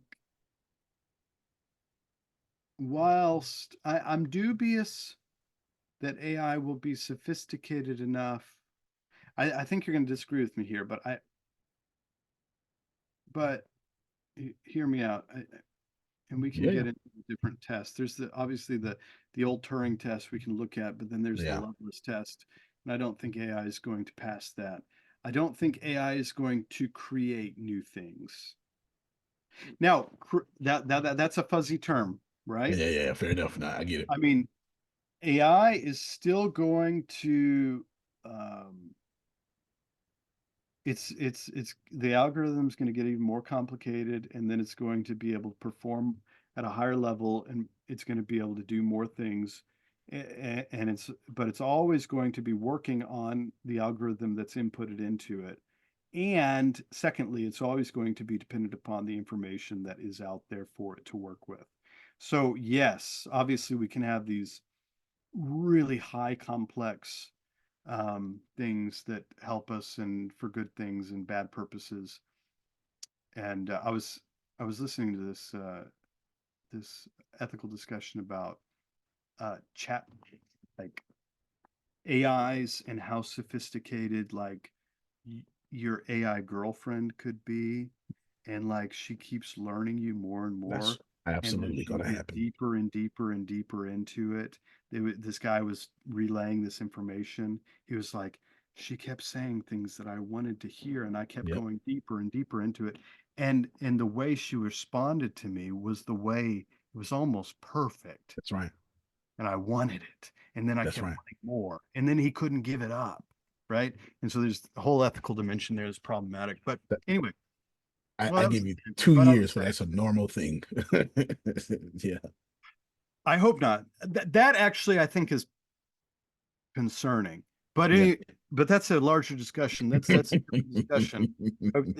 That's another set of ethical discussions that we should take up another time. But I would say that when it comes to sermons, I would, yeah, we can explore this question. I think, and this is where we need to go in terms Yeah. of consciousness. Consciousness gets us to the point, especially as we're natural philosophical explorations of consciousness, it gets us to a certain point, I think. And then we have to rely on revelation. I do think revelation is broader than often is conceived. But we have to get to revelation, and then revelation is going to inform us in the intricacies of different questions in unique ways that natural knowledge or naturally designed entities cannot answer. And so I think consciousness is going to get us partly there, but then there's revelation. And Mm. so I think if you look back, there's different ways that theologians would answer this, and I think we need to resource them. Yeah. Bart would answer this a different way. Bart would say something like, there's something in the dynamic event of the revelation itself with persons that cannot be mimicked or duplicated by an AI. It couldn't be, right? He would say something like that. I would say also that at the biological level, there are certain purposes of the body that's related to the soul in such a way. Now, this reflects much more the Roman Catholic kind of understanding of things Okay. that cannot be duplicated or controlled or mimicked because there's a kind of teleology within the body that unless I don't know how you would grasp teleology in a mechanical way or by way of even information. I don't think teleology is reducible to information itself. So no matter how much information you have and you input that into the complexity of the chatbot or the AI bot or whatever, I don't think you're ever going to get it. You're not going to get it. You're not going to, you're not going to be able to because I think those are immaterial realities that Revelation sheds light on that we only know in and through, particularly. This is where I think the Roman Catholics are right. I mean, and this is, I'm not saying you don't have some of this in the kind of the sacrament of the word, the Right. preached word. This is something that's, uh, de well, I think embodied literature is I'm sorry, embodied liturgy is something that cannot be reduplicated. So I just opened up a whole can of worms there. We're so starting here on the next one. I promise you we are. I promise you we are. Because you said something, your teleological. Oh my God, this. You know what? We've got to. Yeah, so we got to get into something. Cause so much here. For sure, we need to do this. I have a very big plan for this. you 10 minutes in, I saw the future of this and you and what you're doing. I'll say it off camera. You're onto something far. I'm serious about that. That Nathan, um, in the ear of Apple. You should be definitely thinking that way for sure. For Mm. sure. You're definitely thinking that way. This was incredible. I got so much stuff to bring up to you next time. You said a lot. I will say this for your thinking. Maybe just based on an argument, the teleological in any telos doesn't matter, period, when it comes to AI, because it doesn't need to do what you argued. It simply needs to imitate Yeah. what you argued. Yes. And then from there, you got a whole different can of worms. That's not my argument. I'm just saying that because the reason why so so right now we're not at AGI, artificial generative intelligence. That's Dr. Ferris. That is Ah, when it thinks like you. ah, But we're close, and because Microsoft has thrown enough money at ChatGPT or OpenAI to do so, when that happens, many of the conversations me and you had are gonna have to be revisited oh yeah, of for course. sure. Yeah, for sure, because we can absolutely. There's yeah, yeah. That's so much shit, man. This Yeah. was fun. This was fun. Any last words you want to tell the people fall in love with you? Um, yeah, gosh, there was so much and, we didn't. and all your accolades and stuff are going to be in the show notes of each episode. Oh, So good, good, good. yeah. Everything's going to be in there. How to Yeah, contact you, all that stuff. yeah, that's good. Yeah, we need all that. Yeah, that's good. That's good. Mhm. Yeah, there's a lot we didn't touch on exactly directly. Yeah, so I would say, uh, for my Christian friends, I would say, in one real sense, the church is incorruptible. Fair enough. You believe that? Do you believe that? A lot I of people, believe the. not you. I don't. Oh, okay, Not you yeah. particularly, you, Oh, but you okay, can yeah. I answer. don't Like, think the local body is yeah, we can incorruptible. talk about that. But yeah, Yeah. it's incredible. I mean, in one sense, it really is in universally, historically, presently, and eschatologically the future. That's That's fair. what eschatology means. And the gates of hell will not prevail against it. The church will not go away. We need the church. And there's lots of different ways that we've touched on today, which um, open up plausibility or possibilities for exploring why that is the case and why we can give maybe a real answer as to why that's the case, which That's some fair. people may be doubting now, and many are probably doubting, and maybe even given up on the church completely, right? And that okay, so that's an interesting discussion itself, socially, culturally, whatever. Um, but I would say that in terms of business, in terms of technology, we have to be in these discussions. We need to be in these Yeah. discussions. Um, Yeah. and we can't not be, and we can't afford not Right. to. Right. And I want to be ahead of this and thinking about it clearly. But I would also say that just on a more practical side of things, business needs this uh, kind of leadership, and it needs to move in this direction. And so, um, not only for the sake of inspiration, because I think as I've compared other, businesses and contexts in which I've worked in, this kind of work that permeates the different levels of an organizational structure Yeah. makes it far more motivating, captivating. I mean, yes, of course, it would be nice to be a billionaire, and maybe that'll happen. It's For me, absolutely for others, happening I for don't know me. if it's going to. But anyway, the Yeah. point is, Yeah. but there's even something intangible about living out these kinds of values in the context of an organizational structure that make it much more exciting and and thrilling and energizing Yeah, that's in fair. ways that is really good. And I think good in an ethical sense, good. Yeah. I don't know if that's what I was planning to end on, but maybe we can end there because I know we got. That's yeah, that's no, that's a great place to end it regardless.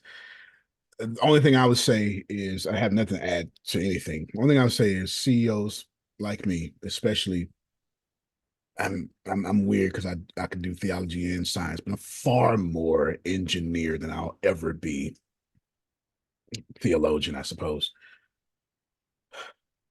We need to learn how to give up some control, a lot of control, or at least a large voice to the Nathans, to the prophets, and regardless of whatever religion it's in. Then and only then will your companies actually be ethical. Ah, yeah, I think that's good. That's Yeah, good. I think that's good. absolutely. Yeah. Yes. So I guess we can pick up from there next time. For Yes. sure. We'll get deep into the weeds. All right. Well, let's jump on this other call. Hopefully Yes, you'll I have to hope use so. the restroom or something. All Yeah, that's right. right. All All right. right, man. Thank you so See you much. soon. All Thanks. right.